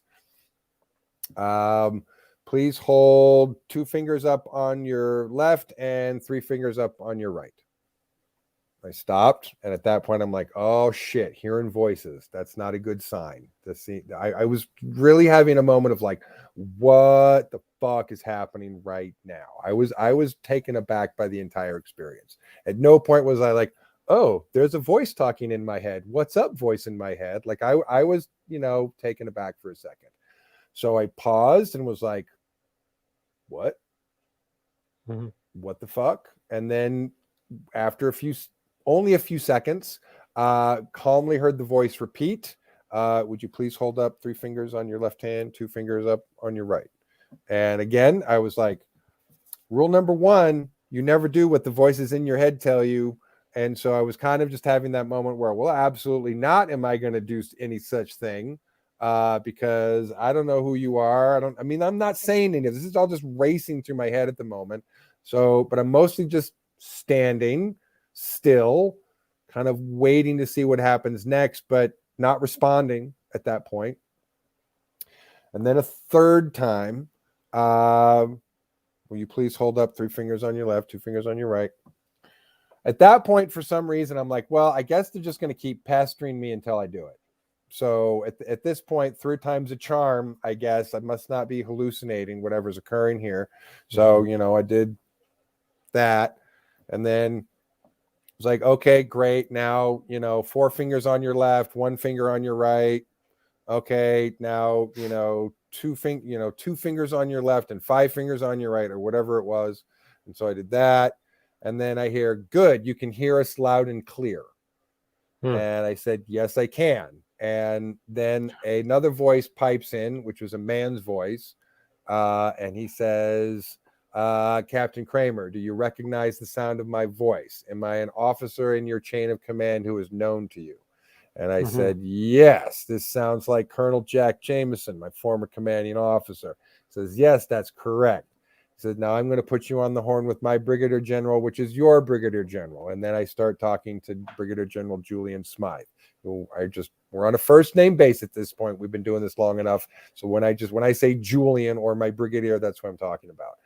And then he and I began a conversation that lasted a couple hours that day and continued every day after that, probably for the next 2-3 weeks, that were a daily conversation that he and I had, which was essentially him convincing me that I should say yes and volunteer for the job that he was asking me to volunteer for. I was not ordered to. I was not commanded to. I was requested to. But I get that as an officer, I was being requested to do something that if I accepted, I was doing my duty to do the best to provide accurate information that the command staff wanted me to provide. So even though it was a choice, I wasn't ordered to do it. I still, as a soldier, considered it my duty to act upon the request that was being made of me. So he and I talked. You were a soldier prior to that, right? Or you? Oh, my 30-year career, 30-year tour. Yeah. Okay. Yeah. Yeah, so I remember that was almost verbatim to what you had said those years ago as well in that experience. So you are, one of the weird. I've had a lot of weird things. That was one of the weirder things that has happened to me outside of my military service, for sure. Do they still talk to you? Oh, sure. We don't use the micro walkie-talkie anymore. There is a implant that connects to a computer that's essentially like a pseudo hive mind, pseudo hive consciousness. That's essentially a psionic implant. So the communication we have now is completely telepathic. So do you remember the process? I'm sorry, go ahead. Do you remember the process of receiving these implants? Oh no, it was I was unconscious for it, so no, I don't remember getting them. So, Okay. but I know I have lots. How does one who doesn't remember that or wouldn't remember that determine whether or not they have one? Um, that is an answer that I would answer to my students, Yeah. which I would say, look, the continued daily development of psionic disciplines and self-mastery gives us access to our subconscious mind, our greater brain, in ways in which we can barely understand until we do it every day for months or years and receive the benefits that we get from that. The answer to that would be, I would get into knowing your mind well enough so that you know how to ask your subconscious that question and know that you're getting an accurate answer. So, okay, the reason why I frame that up too is for our audience too. I mean, is we all know that I've had an experience myself. So the at the time, to frame you up as well, Randy, is the reason why I was partaking in the remote viewing is because I was receiving tones at that time. Right. And when you describe that to me, then is when I started to be thinking like, what the hell, what the, like what the heck's going on? And it's weird. And I hadn't heard that from anyone because I kept it secret. I kept it inside. I didn't say anything. This whole like experience, you're anonymous, all these other things. Like, I mean, I've been a closet experiencer for a long time too, trying to figure out what the hell that is and why I'm asking how, how could do all these other things. And then when I talked to you afterwards and I explained that to you, at that time, it was kind of tones. And I know you've seen this before, but I'm just prepping this for the audience. I didn't get any voices. I didn't get any messages. I didn't do, I didn't get anything direct. But then I asked you, how do I interpret it? And then you said, well, the next time when you hear it, just listen to it. You told me to. So December. So I'll give you context. So the ACE was June 2019, something like that. Something like that, I think. Or 18-ish, something close to that. The December that year, that same year, is when I got the tones again. And then I remembered you saying that. And I was like, okay, I'm here, joking. And then that's when I got this. So yeah. So I showed you this before. I showed you the map. We kind of didn't really get into it, but I told you I wanted to talk to it. So that's why I frame this, is because the synchronicity is, and I still get the tones. I still get, I'm calling it angel radio. I'm calling it, whatever it is. I'm not hearing voices per se. I get these feelings. I get these intuitions. I get these goosebumps, as you say. And I just have this sense of knowing whenever I need to decide on something while reflecting on that. So taking that into context, that's what I've been dealing with for about a year or so. So this is kind of something I've been doing on this channel quite a lot, trying to figure it out. I'm interested in your perspective as to, why am I down a similar path in terms of hearing the tones, getting a message, bringing everybody together, preparing for what's next. Like, I'm on a very similar path. Is that a coincidence? Or am I on your list? Like, come on, you gotta tell me. No, I would call that I would call that a series of textbook psionic experiences that are indicative of someone making personal development steps, so that they're able to perceive, hear, listen, receive information more clearly. I would say this kind of textbook in the sense of what though? What category am I in? That's the cool part. Textbook in a general sense. So you're matching indicators that would indicate to me as a professional observer of this phenomenon that, okay, that's a legit psionic experience that you're having. Now, all information as it comes through is just information. We don't know whether it's good, whether it's bad, whether it's crappy, whether it's useful, whether it's applicable, or whether it's just from somewhere else that really doesn't do us much any good. Information is just information. So once you receive any information as an investigator, you just like, okay, what is this information? What do I do with this? What is it? What can it be used for? Does it have a purpose or many purposes? Oh, like those where you start to ask the questions, and whatever the answers are those are the self-fulfilling answers of whatever the whole process is about. No, and then that's exactly what it's been for me, is me trying to figure out, showing it, and the feelings around that, the direction in which I'm being pulled through the reflection of this has led me to the possibility of what you talked about earlier in the first half. Not out of projecting it or knowing it's going to happen, but sensing that it's going to. So there's a bit of a preparation on our part or on my part, in that sense that I know disclosure is going to happen. It's more so of preventing or preparing for what happens after. And that's why I ask these certain questions and things like that to other people too, to try and make sense of it. And I prep it in a certain way, so it's not kind of loaded in the sense of me going all batshit crazy, like which I could be. Who knows? Some people do, but I mean, I balance myself. I wouldn't necessarily. I have to identify myself as an experiencer. But there's a lot of similar traits. So if I am, so let's talk about psionics. So you have students. So what is it that you, as the teacher, are teaching said students? I've broken down the curriculum into 4 levels.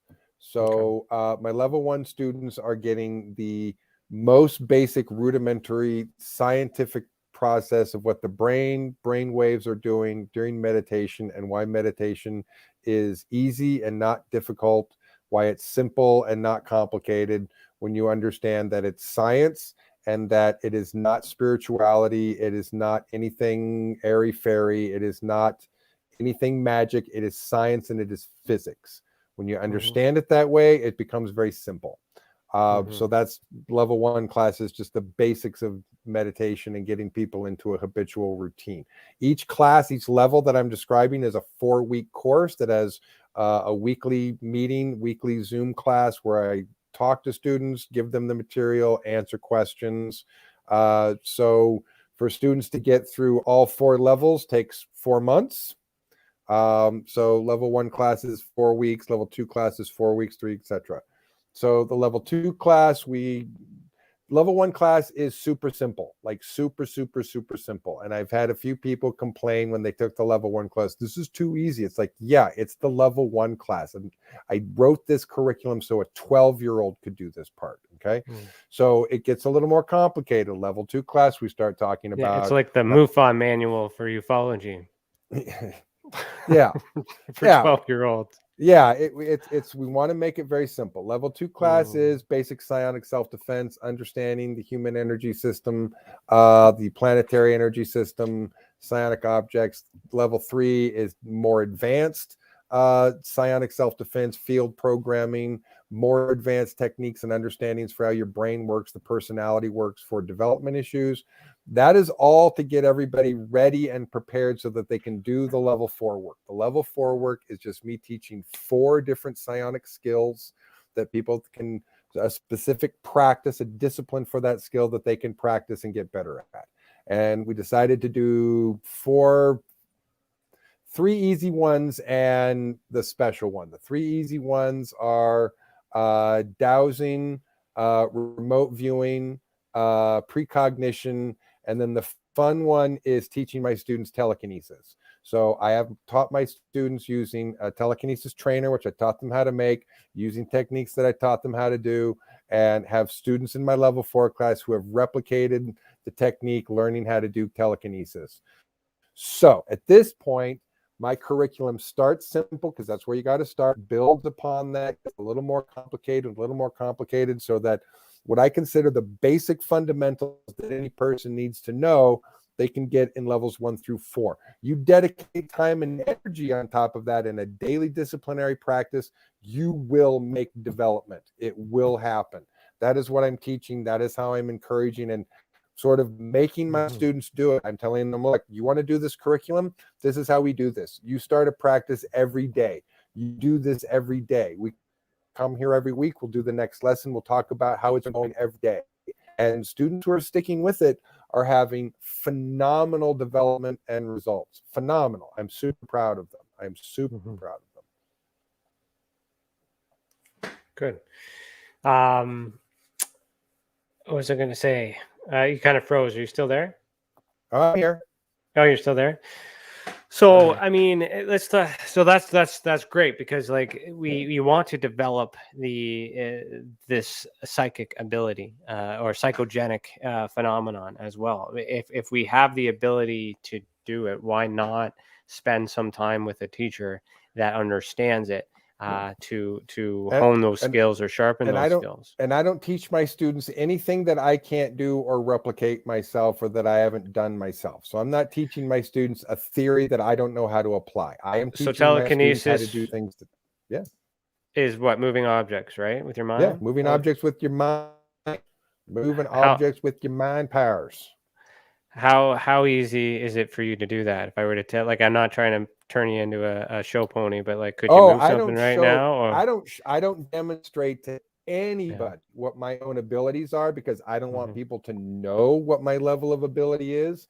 And there's no point in me showing you on a trainer, because people can see a trainer can look like a magic trick or something. People can choose to not believe that. I really don't give a fuck what people believe. Again, I'm teaching my students how to do it. They're doing it and replicating it. That's all that matters. I don't have to show or teach anybody. I don't have to show anybody what my ability or capability is. Yeah, no, it's like I compare that to. But I demonstrate to my students. I show my students, because I'm teaching them. I show them how to do it on the trainer and get them to replicate the technique. So, and I appreciate that line of thinking, because a lot of people do come to mind like, oh, well, you make these claims and it's protected by this paywall, or you have to buy it to see it, and blah blah blah, it doesn't exist, all these things. So the easy way to compare that to me on a normal level is I have a martial arts instructor. I have a sensei. I have a teacher who teaches me martial arts. He's a 6th Dan, 6th Dan black belt. All right. Like I'm not going to walk up to him and say, prove to me that you're a 6th Dan black belt, because there's a plethora of moves that he could do to make me scream and cry and do a lot of pain. But by him teaching me at level 1 and level 2 and all that other stuff, I trust him and I learn and we grow together, because he's always learning. So we don't, for those who think that just, like the teaching element, especially us who's going to get in, I'm going to be getting into teaching you guys how to investigate the phenomenon, all phenomenon as well. I'm going to have to dumb it down too, because sometimes it's hard for some people. But if the people can get it at that low level, then everything else becomes easier, and then everything else evolves and it helps. And the money aspect, you got to look into the fact that this is time. Like if somebody, I would much rather pay to be taught by someone that may or know something than to read it in a book and without proper guidance. Because like, I mean, you can get these resources elsewhere for free, but you don't get a teacher. You don't get so like there's that's another part I just want to kind of throw in there too. With part of the mix is a lot of people are thinking, oh, free energy, free money, free this, free that, everything should be free, but we do have to pay for some things. But then there's some people who can't afford it and all these other things, blah blah blah. But I mean, I just kind of wanted to get into the whole having to pay for a service isn't bad if you understand that the person is spending time and resources in teaching you how to do something. And if you have the results for it, then that's what you're paying for. If you're paying to jump to the end to see the end of the book, just wait for the movie to come out and watch it. I mean, there's that element. So, I mean, I'm just covering some of the comments that haven't been shared, but I'm just doing a general round thing to talk about the generalization. So I appreciate the course that you did. I guess the remote viewing. So is that level 2 or what level would that be? No, that was a teaser. Level 4. Level 4 is the psionic skills. Everything else is learning basics, development, meditation, psionic self-defense, field programming. Level 4 is when I'm actually teach the skills that we've done all the groundwork so that you can So the one that I sat in on, I'm just trying to compare that. Is that part of that curriculum or is that something else? It was a demonstration for your course. That was me crunching a bunch of information into a very short 4 hours time, hoping that I was communicating it enough to the audience in the room so that they could replicate a technique that I wanted to teach them in that amount of time. I would say that's crushing some stuff together to try to teach people one skill. Yeah.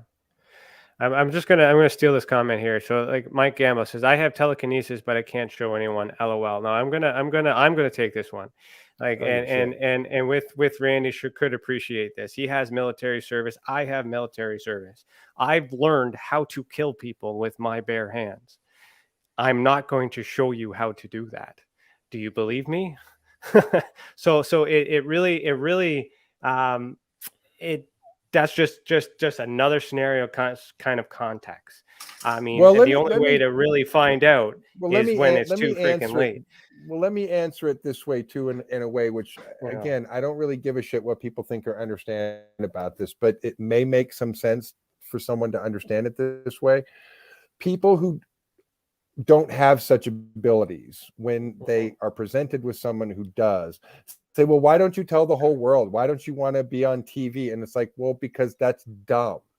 That's asking for negative attention. That's not going to do me good as a teacher to teach my students or help me as a person, really, other than attract myself to a fame position by doing essentially what I still consider a parlor trick. There's no way that I'm going to show anybody what a weaponized psionic ability looks like. You can just kiss my ass.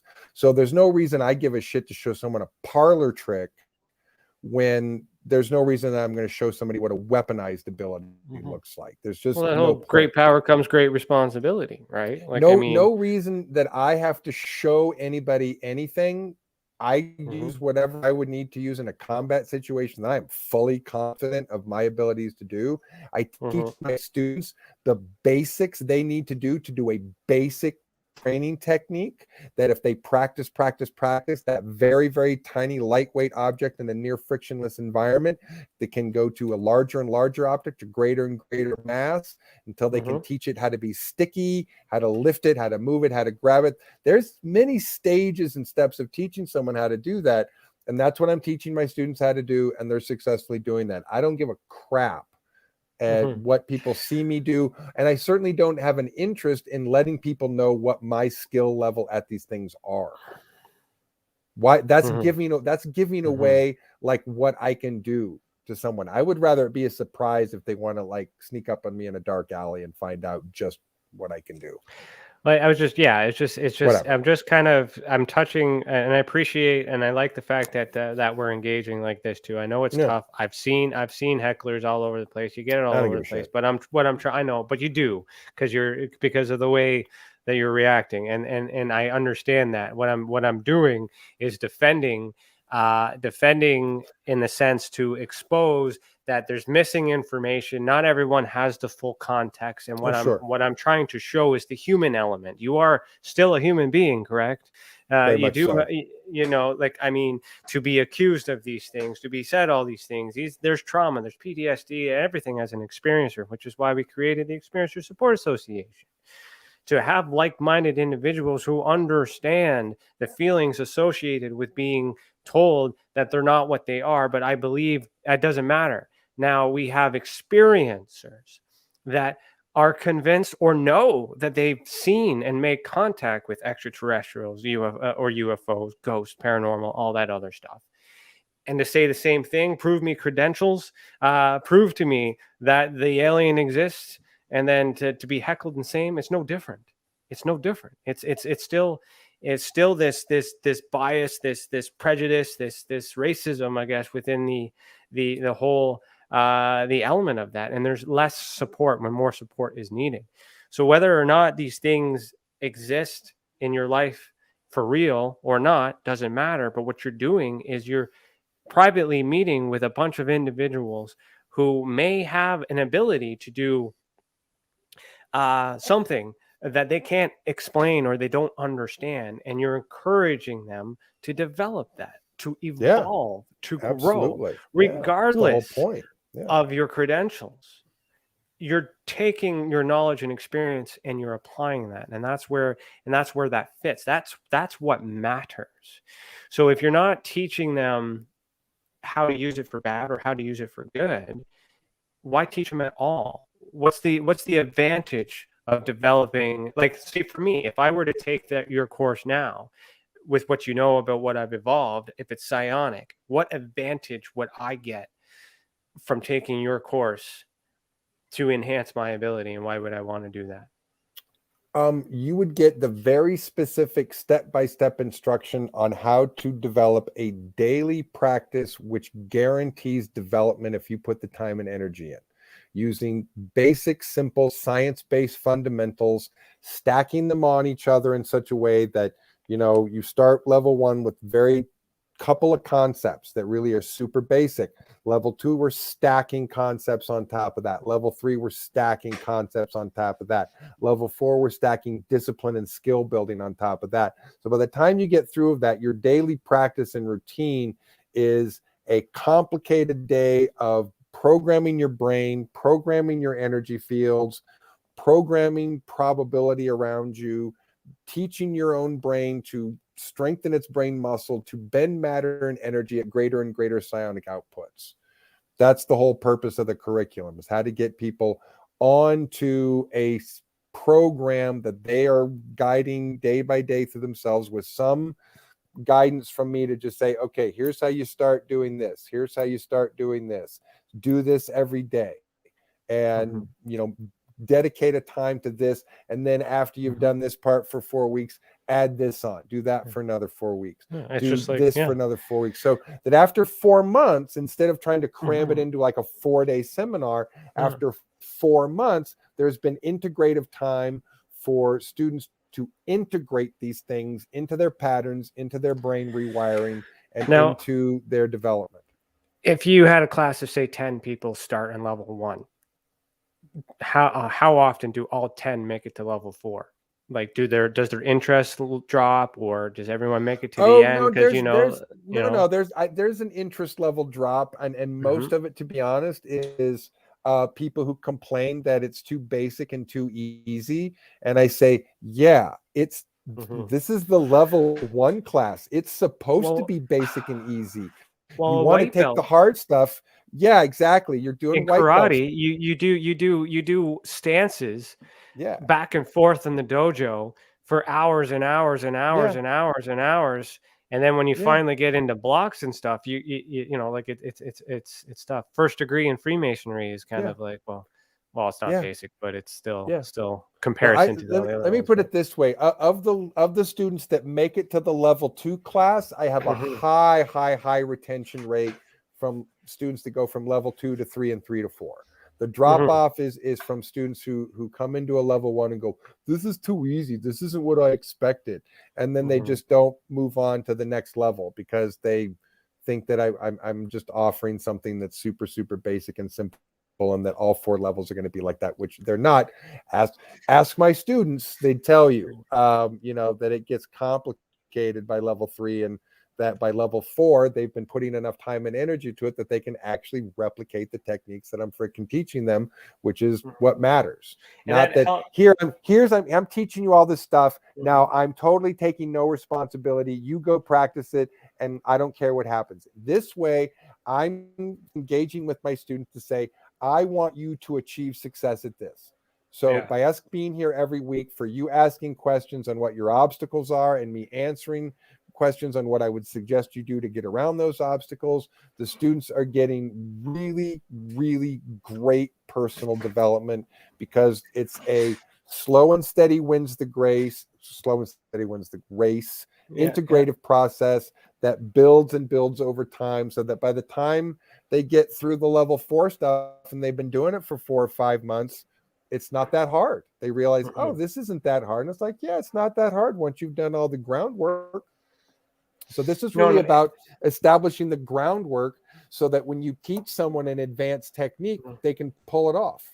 And you can really put your yourself into it more at the higher levels. So like, if somebody's just joining, like, I'll say for Masonry, for an example, the first degree is quite informative, but you don't really learn any of the theological teachings until the second or actually really the third, because some people might just be popping in to see what it's all about. So they're just kind of testing the water. So by the time you get to the third degree or the third level or the fourth level, we'll just say more time is spent because the teachers or the people involved with it who are used to that overturned employee kind of type scenario. It's the same if you hire somebody and then they don't last probation. You're not going to give them a raise or give them any of these things until they stick around. Yeah. So you as a teacher, that kind of helps. That I like that curriculum. I like that style because by the time you get to these levels, you know these people mean business, and you can turn it up a little bit. You know, when I get my higher level belts in karate, it doesn't get easier. Oh, It gets no, harder. yeah. It's like, yeah, Yeah. you just got a new belt. Great. I'm going to Yeah. hit you 10% harder now.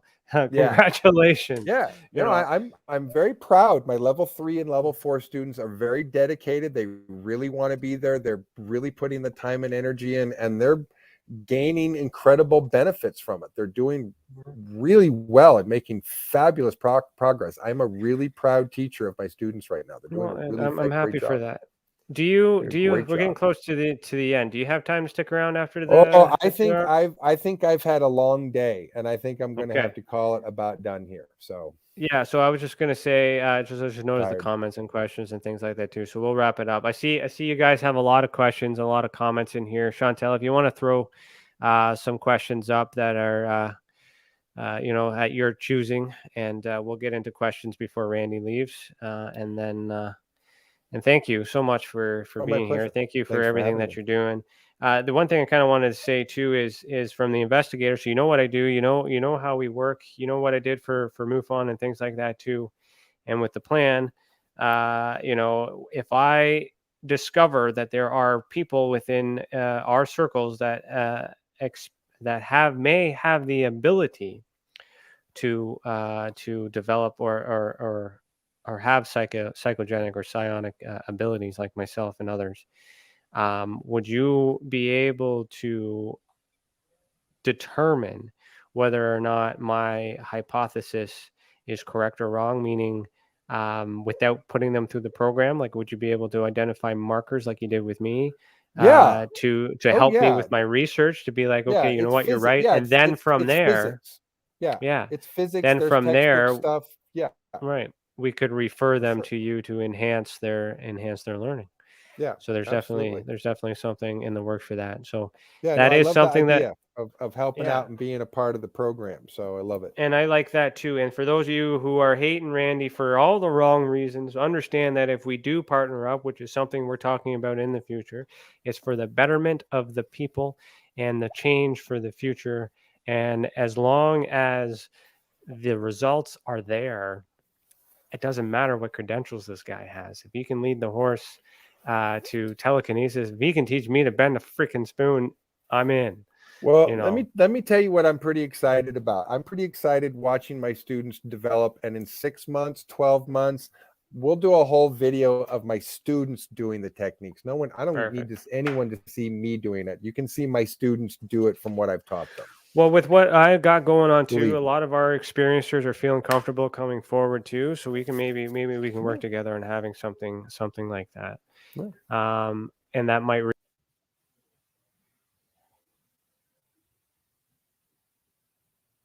Uh-oh. Somebody didn't like that. I don't know what happened, but that would reinforce some of these naysayers here. But okay, so Chantel, you keep putting up that one question. Where was it? Sean Cash. Randy, can you speak about the general state of leadership within the programs right now? Bored and chaos?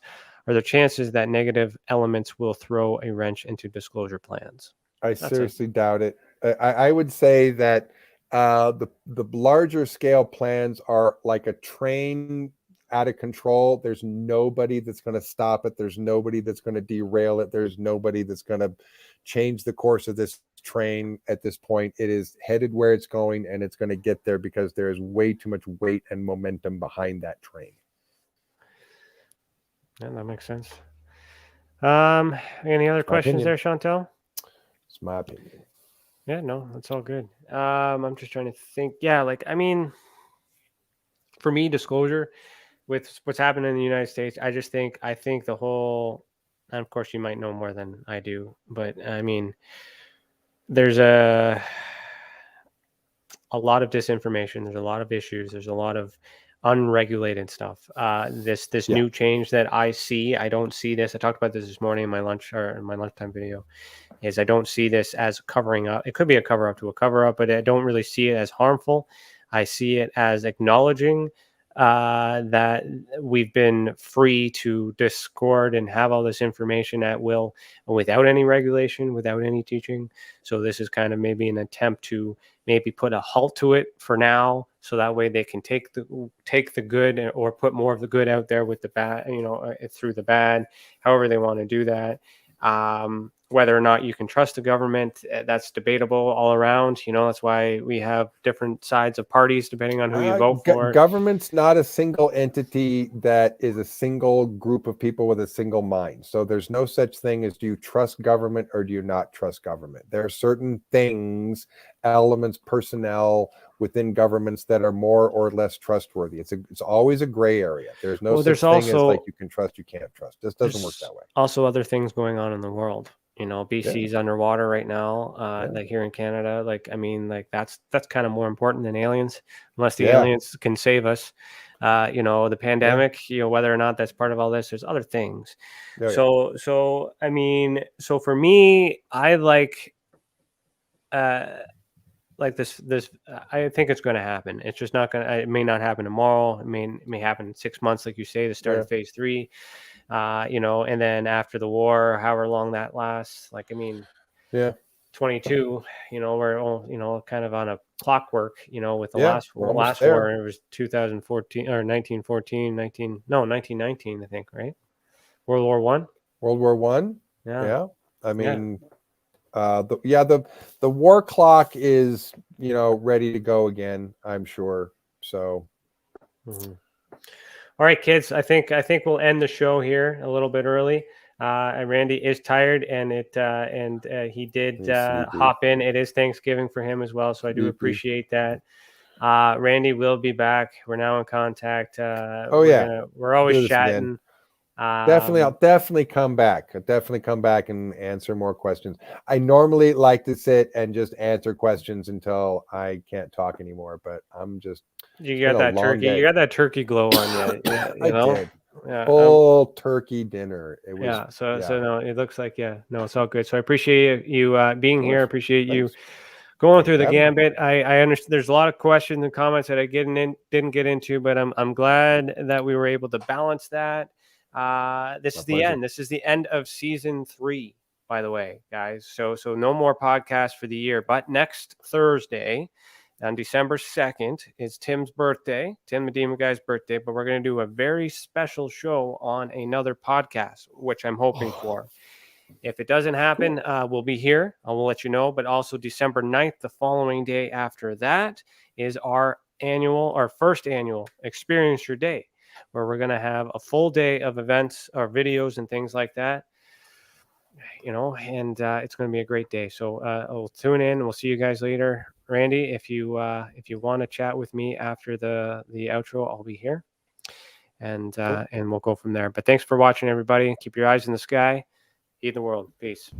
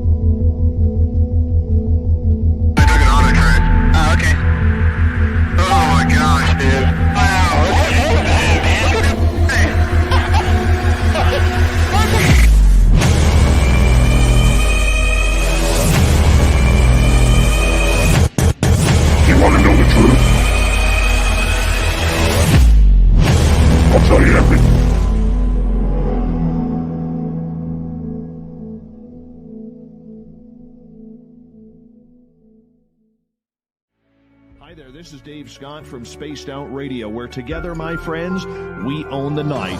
On our website, spacedoutradio.com, we have a place called the SOR Sightlines Report. All of our investigations and people who inquire are turned over to TESSA, the Experiencers Support Association. Ryan Stacy and his crew, what I like about them, they're independent. They're not working for anybody, and they want answers. We want answers for our listeners and people who inquire as well about their experiences. It's a great tandem, and we love being teamed up with TESSA. If you haven't heard of us before, that's okay. We'd love to earn your listening ears. Join us 9:06 Pacific Time, 12:06 a.m. Eastern for 3 hours of live entertainment, 7 days a week.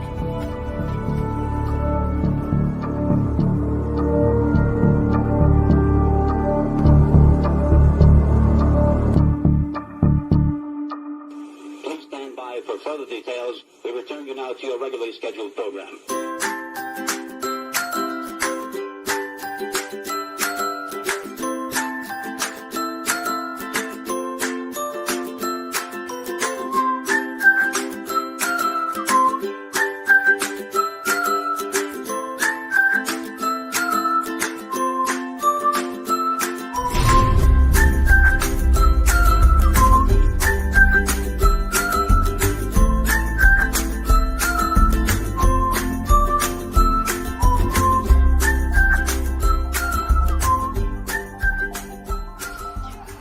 Hello, new YouTube member. Guess what? You've just unlocked bonus content that no one else has seen before, and you get exclusive access to some neat features. If you join the Experiencers Anonymous tier, you've unlocked loyalty badges which will appear next to your name when you join us live during any of our videos. The longer you stay with us, the cooler the badge will be. Also, you get to use these cool custom emojis that we made just for you. You also get to access our private Discord chat where we can communicate all the time privately. All you have to do is email us at admin@tessacan.org. Let us know you want in on the discussion and we will send you the link directly to Discord. This tier also unlocks early access to new videos, behind the scenes and blooper footage, as well as some exclusive videos made just for members. All that for $2.99 Canadian a month. If you join the unclassified tier for $4.99 Canadian, you would get everything I just said, plus extended footage of some of our featured videos, a discount to our merch store, and so much more. If you are a member of the unclassified tier, email us at admin@tessacan.org and let us know, and we will send you a discount code for the Paranormal Hangar.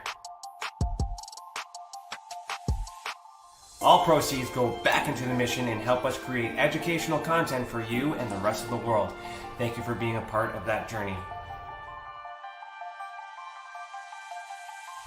There are lots of perks, so make sure you check that out.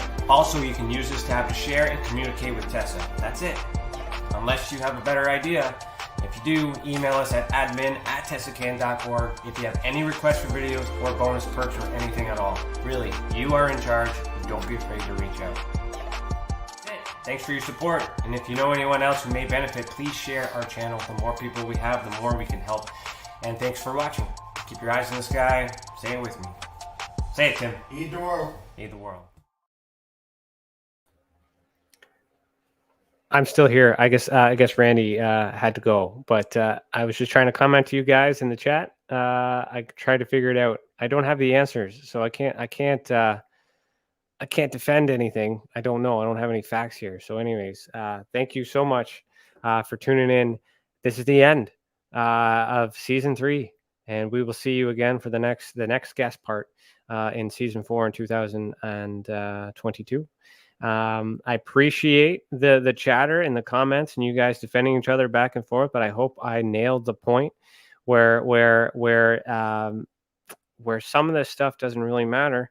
In terms of the money and stuff like that you're mentioning there, Stephen, I mean, like that's a question that Randy would have to answer. I can't answer that for you as a host.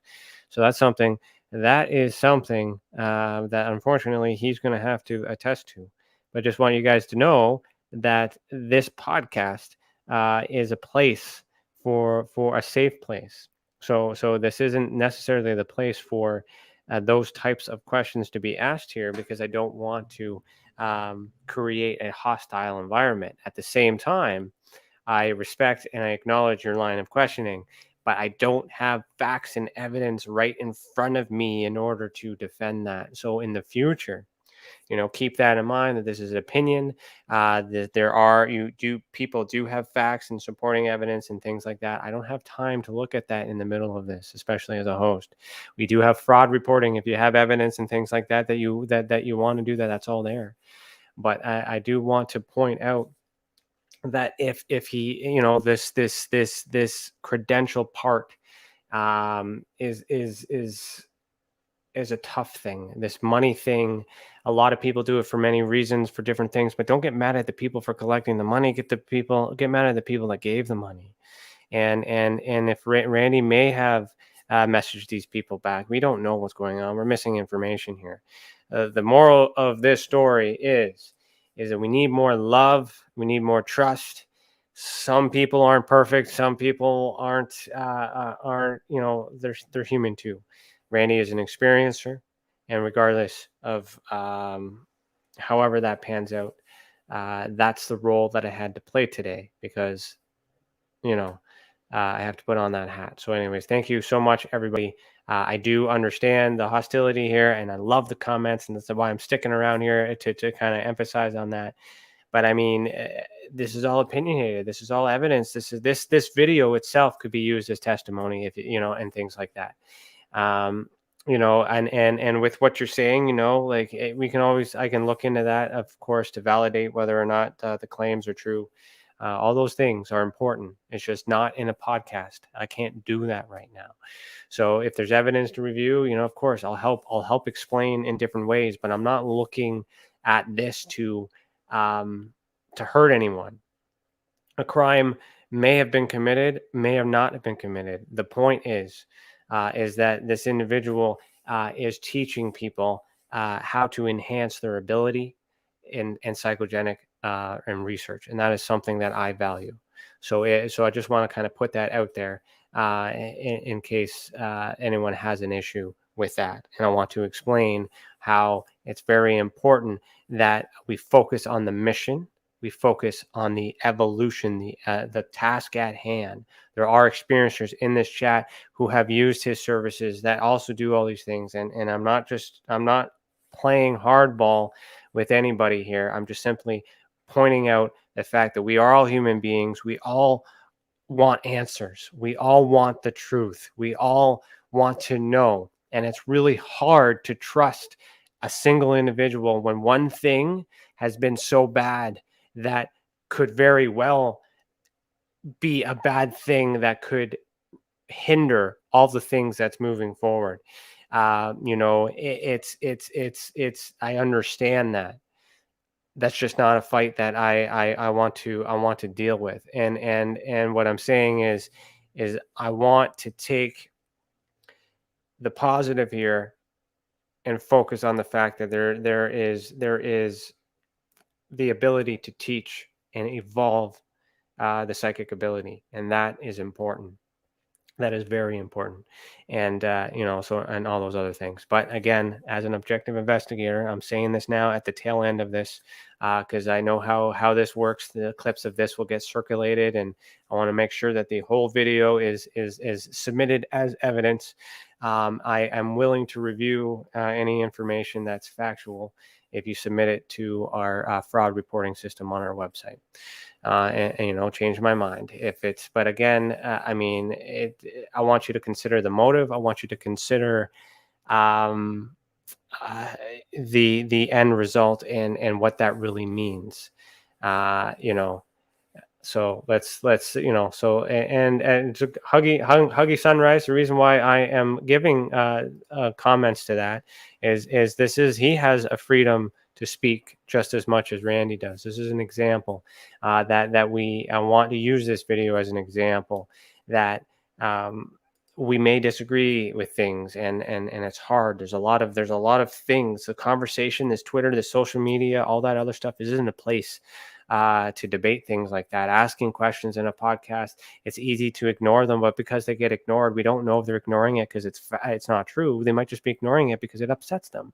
And I'm bringing this out in real time right now as an example that moving forward into season 4 and other things that we do we're going to be spending more time on facts and evidence and research, our own stuff that we got going on too. And I hope that that I'll have a big team ahead of me too. So what do you got there, Truth, Stephen? But he can't prove he has any abilities. He can. He just said that he won't, and he doesn't have to. Remember that. I can't claim I'm a master machinist and teach people to be machinists without proving I can teach that. I understand what you're saying, but have you taken his course? Why don't you take his course? Pay the money, take it, and then make an informed opinion. My defense on the guy comes from my personal experience by participating in that. But prior to participating in that, I was thinking like you too. I thinking it was all crap. But I engaged in the phenomenon and I learned through experience. And does that mean he's telling the truth about everything? Probably not. He's a human being. But for the mission, for the people, I got to look at what's important. Some of what he said tonight could be true. Some of it may not be, but it's a video testimony. I'm going to be looking at this video in 1 to 6 months or whenever World War III was declared, I'm going to come back to this video because there's that testimony. And all these other things. So I just and the issue about the money and the scam and things like that too. That's something he's going to have to answer for himself, because I'm sure there's no way to tell whether or not he gave that money back or reallocated the funds, or he's still talking to them privately. So that's none of our business, unless you are one of the individuals that gave him the money. And if you are, then I would be interested in talking about that, because then I can help mediate that. Okay, so again. None of that has to do with ufology. So and advancement. All right. So thanks again. Thanks for watching. Happy Thanksgiving to you guys as well. And that's it. That's all. So we'll see you. We'll see you next week on Monday, and we'll talk about it at 12 p.m. on our on my lunchtime video. So have a good night. Thanks for watching. Keep your eyes in the sky. Heed the world. Peace.